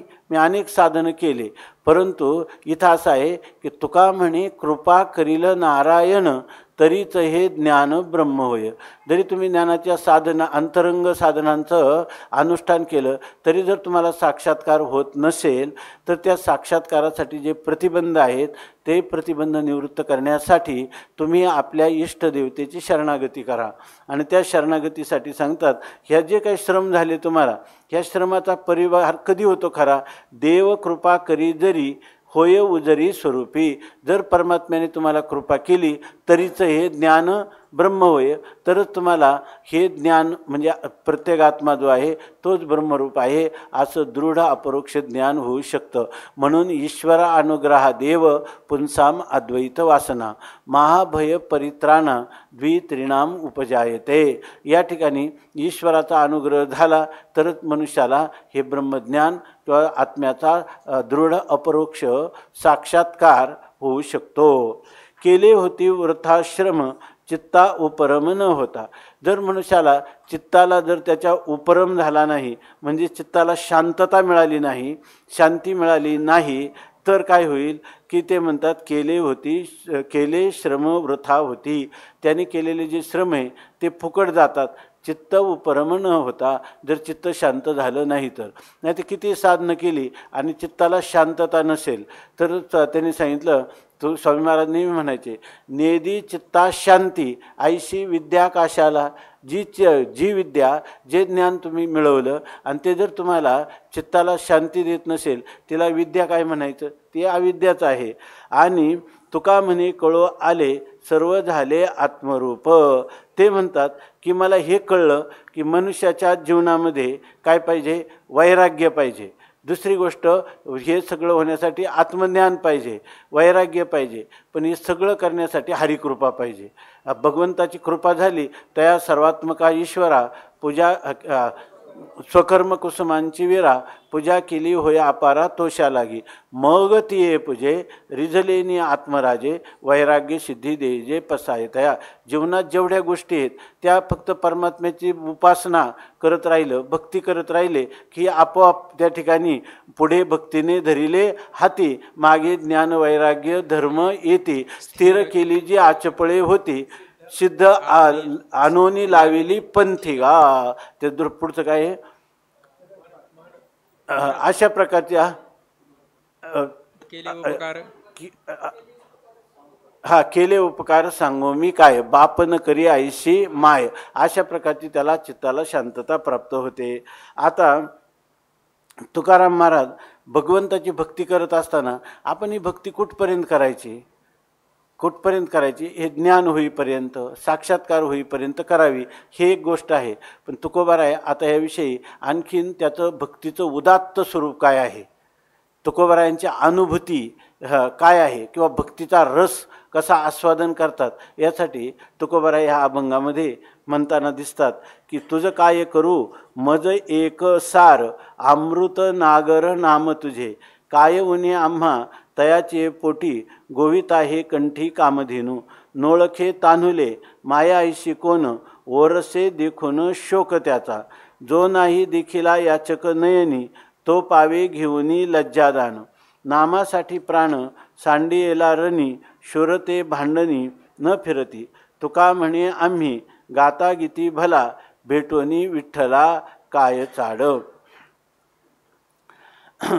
तुकोबाराय सांगतात तुझं काय करू म्हणजे देव प्राप्त झाला म्हणतात किंवा देवप्राप्तीसाठीच तुमची साधनं होती ना. मी आता तुमच्यासमोर उभा आहे बाळरूप घेऊनी बाळवेश घेऊनी श्रीहरी भेटला. भगवत तुकोबारायांनी 15 दिवसाचं अनुष्ठान केलं भामचंद्र डोंगरावर आणि साक्षात परमात्म्याने त्यांची 15 दिवसामाजी साक्षात्कार झाला. विठोबा भेटला निराकार भांबगिरी पाठारी वस्ती जाण केली वृत्ती स्थिरावली परब्रह्मी निर्वाण जाणोनी आसन घातले ध्यान आरंभिले देवाजीचे दीपकी विंचू सर्पव्याघ्र अंगाशी झोंबले पिडुजे लागले सकळीक दीपकी कर्पूर कैसा तो विराला तैसा देह झाला तुका म्हणे. पांडुरंग परमात्म्याचा त्यांना साक्षात्कार झालेला आहे आणि अशा वेळेला परमात्म्याने त्यांना सांगितलं काय पाहिजे तुकोबाराय तुम्हाला. तर तुकोबाराय सांगतात तुझं काय करू मज एक सार अमृत नागर नाम तुझे. देवा तुझ्या भेटीचं काय करायचे. तुकाराम महाराज म्हणतात की करावे चिंतन आणि तेची बरवे न भेटून. तुझं चिंतन मला घडावं. देवाच्या साक्षात्कारासाठी चिंतन नाही तर चिंतनासाठी चिंतन. म्हणजे एवढा उदात्त भक्तीचा भाव असावा की देव भेटो किंवा न भेटो देवाच्या भेटीसाठी नाम नाही. हे नाम इतकं मोठं साधन आहे की हे नाम मला देव भेटला नाही तरी नामाचं चिंतन करावं. कारण नामाचे चिंतन प्रकट पसारा करा असाल ते करा जेथे तेथे. तुम्ही जिथं जिथं कुठं असाल तिथं फक्त नामाचं चिंतन करावं. म्हणून नामाच्यापासून उत्पन्न होणाऱ्या पुण्याने नामीच्या भेटीची इच्छा करण्याऐवजी आपल्याला जे नाम हे जे अमोघ अशा प्रकारचं साधन आहे त्याचंच अनुष्ठान आपल्या जीवनामध्ये व्हावं असं तुकोबाराय या ठिकाणी सांगतात.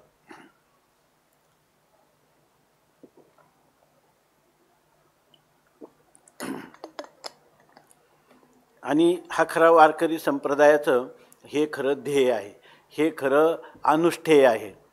या ठिकाणी देवाची भेटूनी विठ्ठला काय चाड. मला काय करायचं त्यात याच अभंगामध्ये सांगतात. तुका म्हणे आम्ही गाता गीती भला. आम्ही गीता म्हणजे गायन करून तुझं गायन करावं याच्यातच आमचं भलेपण आहे, याचंच आमचं कल्याण आहे. भेटूनी विठ्ठला काय चाड. परमात्म्याला म्हणतात तुझं काय करू मध्ये एक सार अमृत नागर नाम तुझे. अमृतापेक्षाही गोड असणारं तुझं जे नाव आहे अमृताहुनी गोड नाम तुझे देवा. असं जे नाम आहे तेच करायचं. मला तुझी भेट घेऊन काय करायचे. काय उन्हे आम्हा तयाच्या पोटी गोविता हे कंठी कामधेनू. हे नाम हे कामधेनू आहे त्यामुळे नामच आमचं कामधेनू आहे.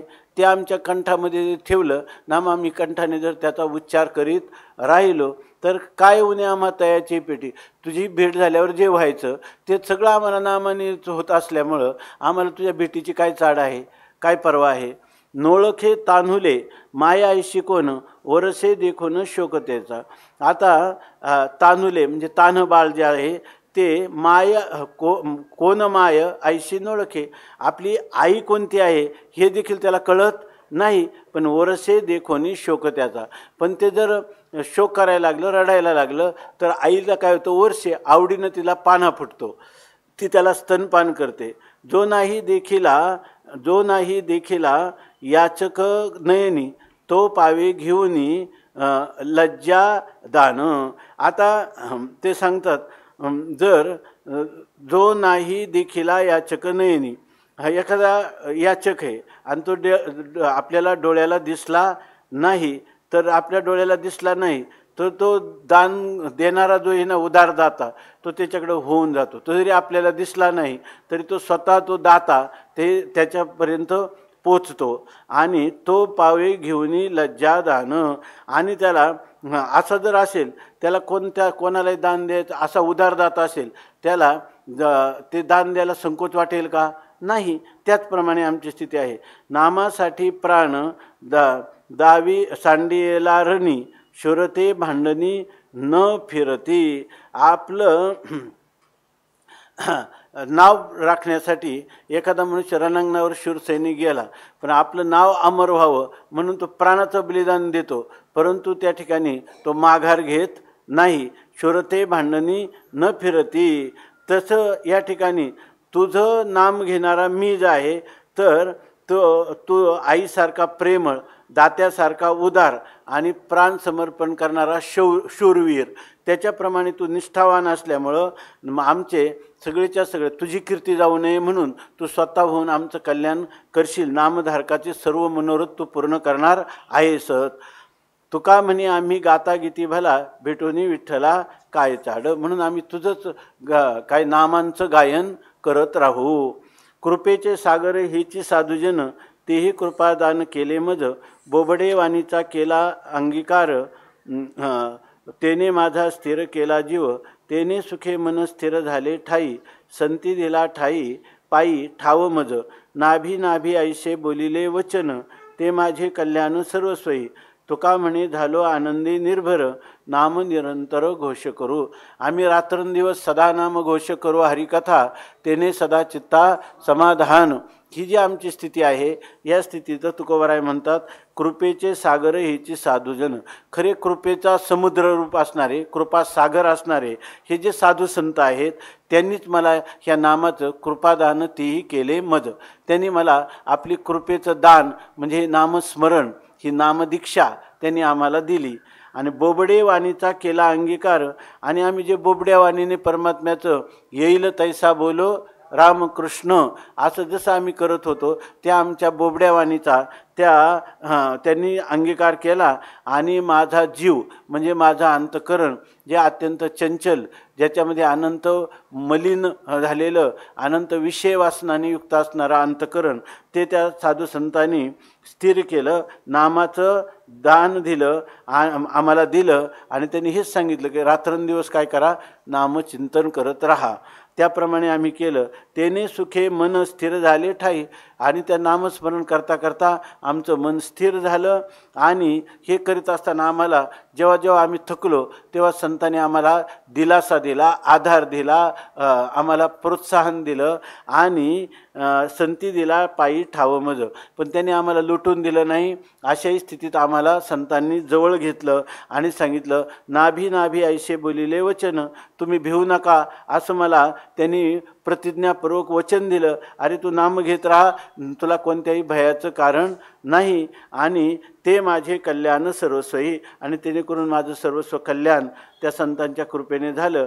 तुका म्हणे झालो आनंदी निर्भर, नाम निरंतर घोष करू. आता त्या नामाचा आम्हाला अनुभव झाला. नाम घेता असताना काय मिळत नाही, सगळं मिळतं. काय नव्हे केले आणि एका चिंतिता विठ्ठले, सर्व साधनांचे सार, भव सिंधू उतरी पार.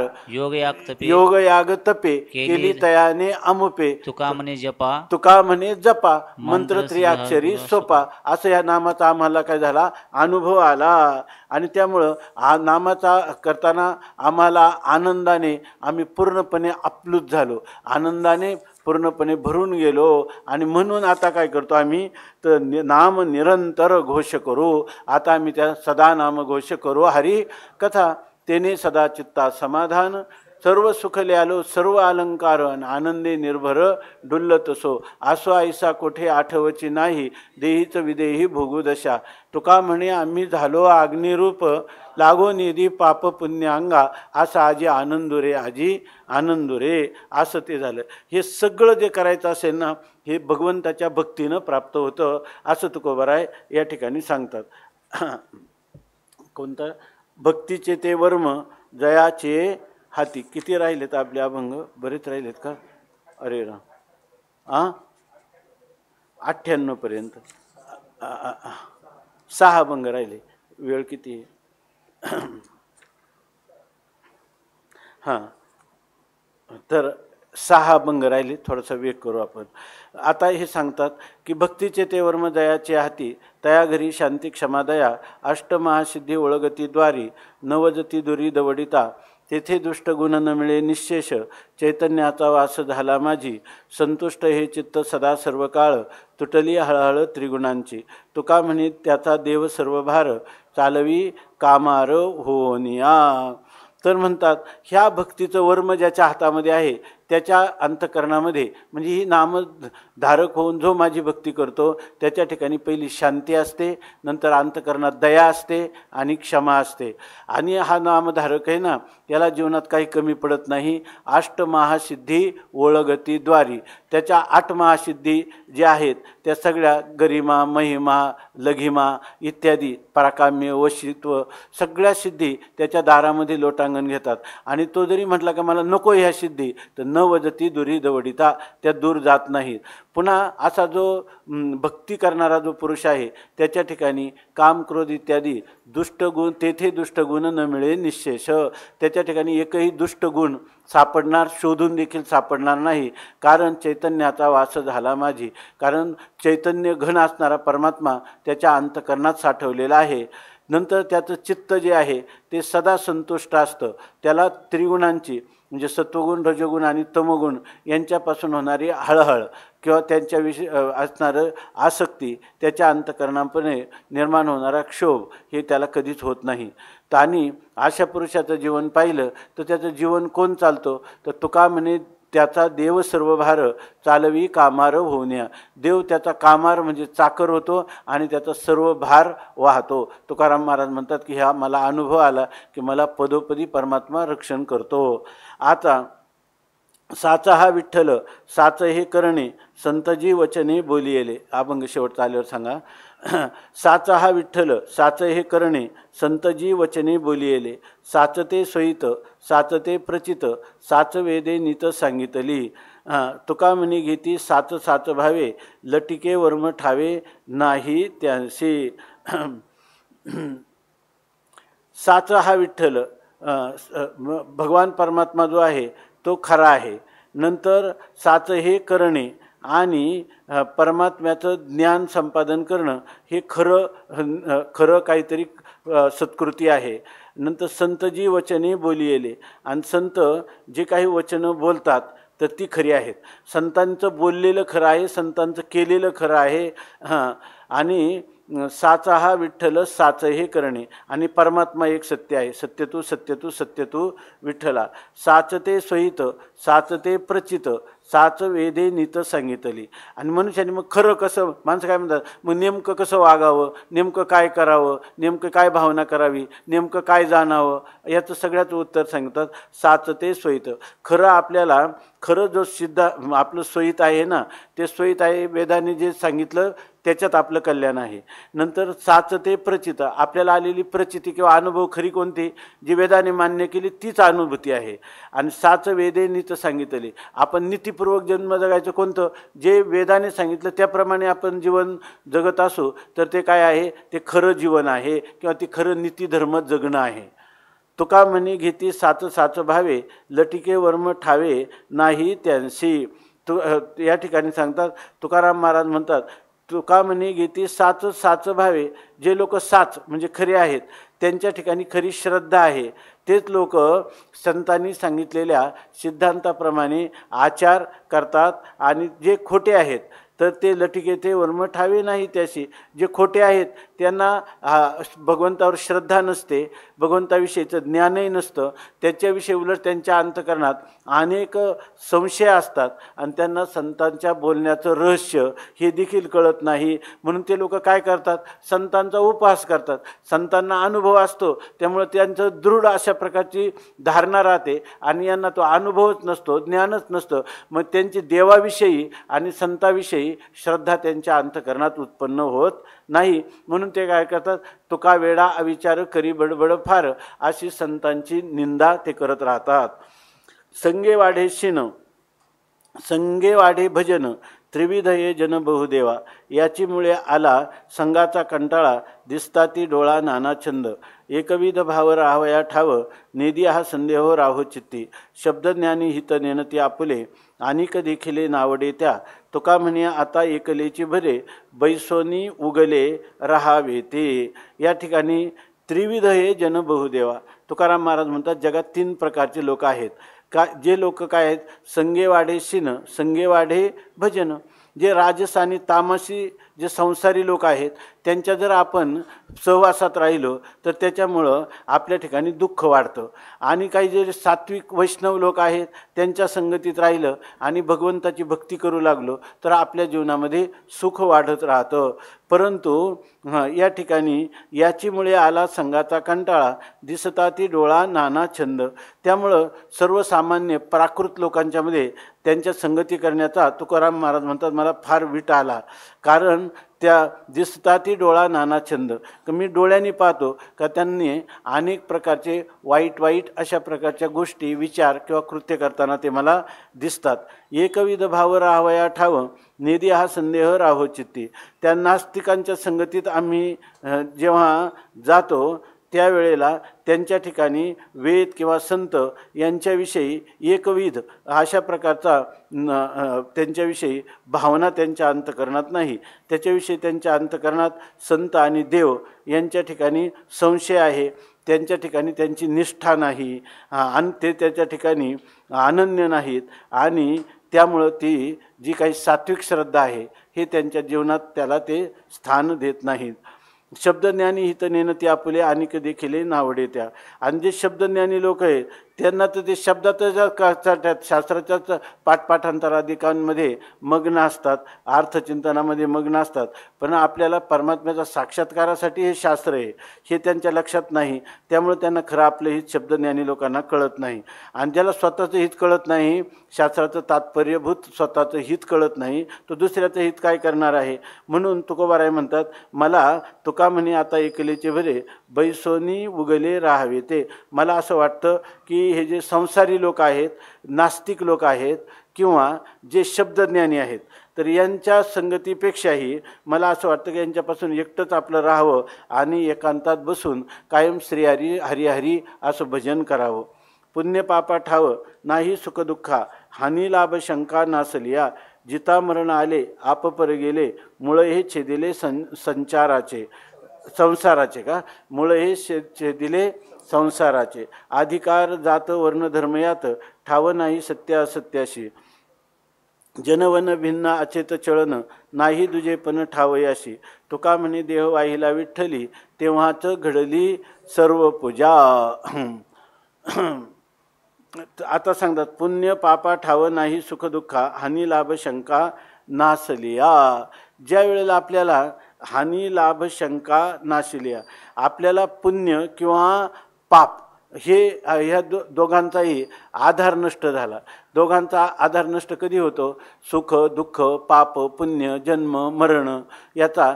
जर मनुष्याला मी आत्मा आहे, स्थूलदेह सूक्ष्मदेह कारण शरीर मी नसून सच्चिदानंद रूप मी आत्मा आहे असं कळलं की त्याला पाप पुण्य किंवा सुखदुःख यांचा आधारच नष्ट झाल्यामुळं त्याच्यापासून त्याला काहीच त्याचा पापपुण्याचा स्पर्श होत नाही. आणि पुन्हा त्याच्याबरोबर त्याला हानी झाली, लाभ झालं, भय शंका मान सन्मान हे त्याच्या अंतकरणातून हे सर्व विकार निघून जातात.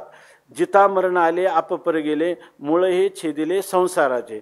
त्याला जिवंत असताना झाला प्रेतरूप शरीराचा भाव. त्याला जिवंत असताना स्वामी महाराज सांगायचे, जिता असता मेल्या समान. जिवंत असतानाच हे शरीर गेलेलं आहे असं समजून तो आत्मरूप झालेला असतो. त्यामुळं जिवंत असताना त्याने मरणाचा अनुभव घेतलेला आहे. आपुले मरण पाहिले म्या डोळा, झाला तो सोहळा अनुपम्य. अशी आनंदे दाटली तीही त्रिभुवने, सर्वात्मकपणे भोग झाला असा हा पुरुष आहे. त्याला हे आपलं आहे आणि हे परक्याचं आहे असं त्याला कोणताही अपपर भाव राहिला नाही. आणि संसाराचं जे मूळ आहे अज्ञान, त्या अज्ञानच त्याने त्या अज्ञानाचं छेदन केलेलं आहे. अधिकार जात वर्णधर्म यात, ठाव नाही सत्य असत्याचे.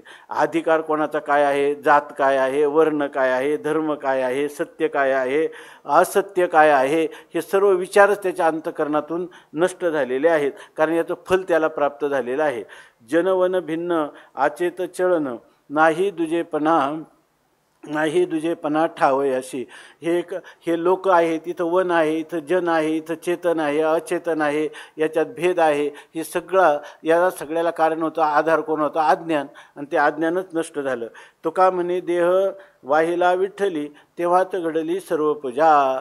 ज्यावेळेला त्याने आपला देह परमात्मा श्री विठ्ठलाला समर्पण केला, त्याला त्याच वेळेला सर्व स्वरूप असणारा, सर्व द्रष्टा असणारा, सर्व रूप असणारा, सर्व साक्षी असणारा आणि सर्वातीत असणारा आणि सगुण आणि निर्गुण दोन्ही रूप धारण करणारा त्या परमात्म्याची त्याला सर्व प्रकाराने पूजा घडलेलीच आहे.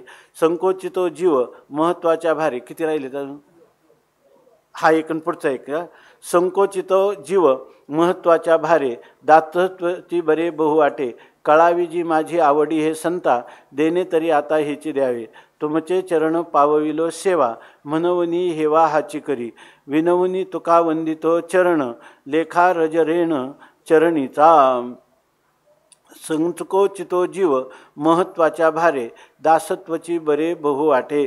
तुकोबाराय म्हणतात, जीव म्हणजे माझं जे अंतःकरण आहे त्याच्यामध्ये काही महत्त्व म्हणजे मला विद्वत्ता, सत्ता, संपत्ती हे काही प्राप्त व्हावं असं जे भार माझ्याजवळ होता, तो भारामुळं जणू काही संकोच, जीवाचा माझ्या संकोच होता. माझं अंतःकरण दडपल्यासारखं होत होतं की मला म्हणजे माणसाला का म्हणून भीती वाटते, मी कोणतरी मोठा व्हावं म्हणून. जितकं विशेष व्हावं वाटतं ना तितकं दुःख आहे. आणि जितकं आपण सामान्य होऊ तितकं सुखाचा विस्तार आहे.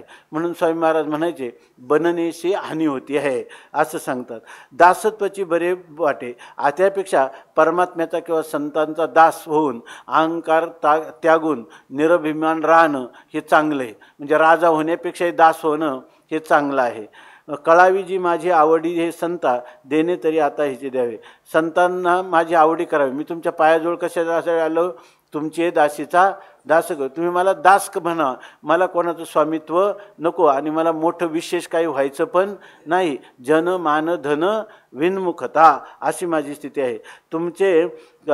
मला माझी आवड तुम्हाला कळावी आणि द्यायचं झालं असेल तर तुमच्या सेवेचं दान मला द्यावं, यापेक्षा काही नको. मला तुमची सेवा घडावी.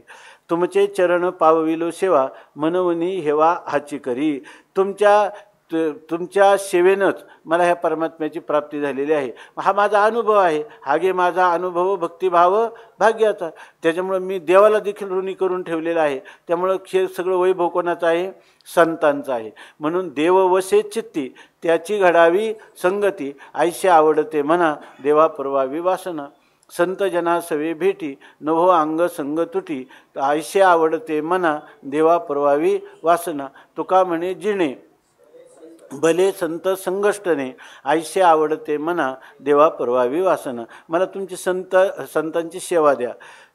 विनवनी तुका वंदितो चरण, लेखा रजरेन चरणीचा. मी तुम्हाला विनंती करतो, तुमच्या चरणाला दंडवत करतो आणि मला कधी मोठं म्हणू नका, मला महत्त्व देऊ नका. तर तुमच्या चरणाचा एक धुळीचा कण, रजकण मी आहे असंच मला समजा. देव तया कैचा तया दुरी, भाकावरी करुणा. आळविता न लगे धर का घर ना, आळविता न लगे घर. माय जाणे रे भातुके, नावेवरी ज्याचा भार. पैल पार जवळी त्या, आता परदेशी तुका. झाला लोका वेगळा. हा शेवटचा अभंग आहे.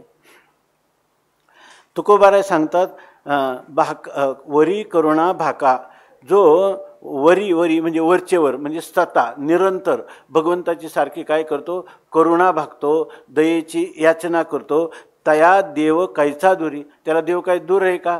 साठविला राहे हृदय संपुटी आणि बाहेर धाकोटी मूर्ती वभा, भक्त समागमे सर्व भावे हरी, न सांगता करी सर्व काम, असा हा परमात्मा आहे. तर त्याला फक्त या ठिकाणी आपण करुणा भाकली का कोठे न दिसे पाहता आणि उडी घाली अवचिता, आम्हासाठी अवतार मत्स्य कुर्मादी सुकर, मोहे धाव घाली पाना, नाम घेता पंढरी रान, असा तो परमात्मा आहे. आळवी त्या नलगे घर, माय जाणे रे भातुके. आता त्या आळवणारा जो परमात्म्याची आळवणी करणारा करुणा भाकणारा जो पुरुष आहे त्याला घर न लगे, तिथे धर असा एक पाठ आहे, म्हणजे धर याचा आश्रय असा अर्थ आहे. त्याला दुसरं घर किंवा दुसरं घराचा अर्थ तोच होईल, धर शब्द आणखी चांगला आहे. तर त्याला कोणतं धर म्हणजे त्याला कुठला तरी आश्रय पाहिजे नाही. त्या कारण का त्याला काय पाहिजे त्याला, तर हे कोण जाणतं? परमात्मा. न सांगता तुम्हा कळो येते अंतर, विश्वंभर परिहाराची न लगे. पुढचं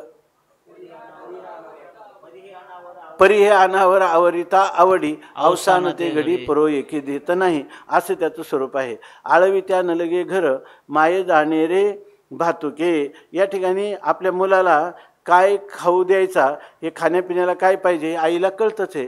त्यामुळं आम्हाला परमात्म्याकडे करुणा भाकणं एवढंच आमचं काम आहे. आम्ही दुसरं काही भाकू तेने करुणा. काय तुकाराम महाराज म्हणतात, आम्ही देवा शक्तीहीने आणि भाकू तेने करुणा. पावटणी केला काळ, जया बळ होते ते, आम्ही देवा शक्तीहीने भाकू तेने करुणा, असं आहे. म्हणून आळवी त्या नलगे घर, माये जाणे रे भातुके. नावेवरी ज्याचा भार, पैल पार जवळीता. ज्याचा आश्रय ज्यांनी कोणा केलेला आहे, मला नाव तरुण नेईल, नावेचा ज्याने आश्रय केलेला आहे, ती नाव जी आहे ती नाव, किंवा त्यांनी आपलं देहाचं ओझं कुठं टाकलेले नाव, ही नाव मला तारून नेणार आहे. तर त्याच्यासाठी नदी काय पहिलं पार जवळी त्याला ते नदीचं तीर जवळ आहे, कारण त्याने योग्य आश्रय केलेला आहे. नावेचा आश्रय करणारा तो नावाडी वल्लवणारा जर योग्य असेल तर तो निश्चित परतीराला जातो. आता परदेशी तुका झाला लोका वेगळा. तुकाराम महाराज म्हणतात की मी या ठिकाणी काय केलेले, परमात्म्यावर दृढ विश्वास ठेवला आणि मी काय केलं की लोका वेगळा झाला, मी सगळ्या लोक माझं संरक्षण करतील या भावनेचाच मी अंतकरणापासून परित्याग केलेला आहे. आणि भगवान परमात्मा जो आहे तोच माझा रक्षण करता आहे, असा माझा निश्चय झालेला आहे. त्यामुळं मला माझ्या जीवनामध्ये काळवी त्या न लगे धर, माये जाणे रे भाकू दे. तो परमात्म्याशी माझी सगळी नाती एकवटलेली आहे. त्यामुळं आईला आपल्या मुलाला भूक लागली, त्याला कोणतं खाद्य द्यायचं हे आईला जसं माहीत आहे, तसं तो माझे सर्व प्रकारचे मनोरथ जे आहे तो का म्हणे काय तो ते होय पुरवित. तुका म्हणे आम्ही जे जे इच्छा करू ते कल्पतरू पुरविता. असा आम्हाला पूर्वीचाच त्याचा अनुभव आहे. आता त्या अनुभव आल्यामुळं आमचं दृढ धारणा झालेली आहे. आता आम्ही परमात्मा सोडून कोणाचाही आश्रय करणार नाही, अशा प्रकारचं तुकोबाराय या अभंगामधून सांगत आहे. असो, आपल्याला थोडासा वेळ जास्त लागला. याच्यामध्ये भगवान परमात्मा करो जगद्गुरु तुकाराम महाराजांनी जी त्यांच्या अंतकरणात रात्रंदिवस आहे, रात्र न कळे दिवस न कळे अंगी खेळे दैवत हे, रात्रंदिवस चिंतने सरे तो धन्य धन्य काळ, सकळ मंगळ मंगळाचे. असा जो काळ सारावा चिंतने, काळ सारावा चिंतने, एकांतवासी गंगा स्नाने, देवाच्या पूजने प्रदक्षिणा तुळशीच्या. अशा प्रकाराने आपला काळही जगद्गुरु तुकोबारायांचा काळ 16व्या वर्षाला परमार्थाला लागल्याचं बाह्य जीवनचरित्र सांगतं. आणि 42व्या वर्षी साक्षात वैकुंठाहून परमात्मा ऋषिकेशी त्यांना नेण्यासाठी पाहुणचार घेण्यासाठी येतात आणि गरुडासहित येतात. त्यांना वैकुंठ गमनच्या रूपाने आपल्या निजधामाला घेऊन जातात. अशा प्रकारचं जे जीवनचरित्र आहे ते आपल्याला मरणाच्या अव्यवहित एक पूर्वक्षण का होईना त्याची पूर्णपणे अनुभूती यावी अशी तुकोबारायांच्या चरणी सादर सविनय सप्रेम प्रार्थना करून आजच्या चिंतनाला आपण विराम देऊ. पुंडलिक वरदा हरिविठ्ठल श्री ज्ञानदेव तुकाराम ज्ञानेश्वर महाराज की जय. गोपाल कृष्ण भगवान की जय. ज्ञानदेव तुकाराम ज्ञानदेव तुकाराम ज्ञानदेव तुकाराम ज्ञानदेव ज्ञानदेव तुकाराम ज्ञानदेव तुकाराम ज्ञानदेव तुकाराम ज्ञानदेव तुकाराम ज्ञान तुकाराम तुकाराम तुकाराम तुकाराम तुकाराम तुकाराम तुकाराम. पुंडलिक वरदा हरी विठ्ठल श्री ज्ञानदेव तुकाराम ज्ञानेश्वर महाराज की जय. जगद्गुरु तुकाराम महाराज की जय. गोपाल कृष्ण भगवान की जय. आता उद्या सकाळचं सत्र 7:30 ते 9 अशा प्रकारचं होईल. उद्या सकाळी द्वादशी आहे म्हणून सत्र वेळेला सुरू होईल. 7:30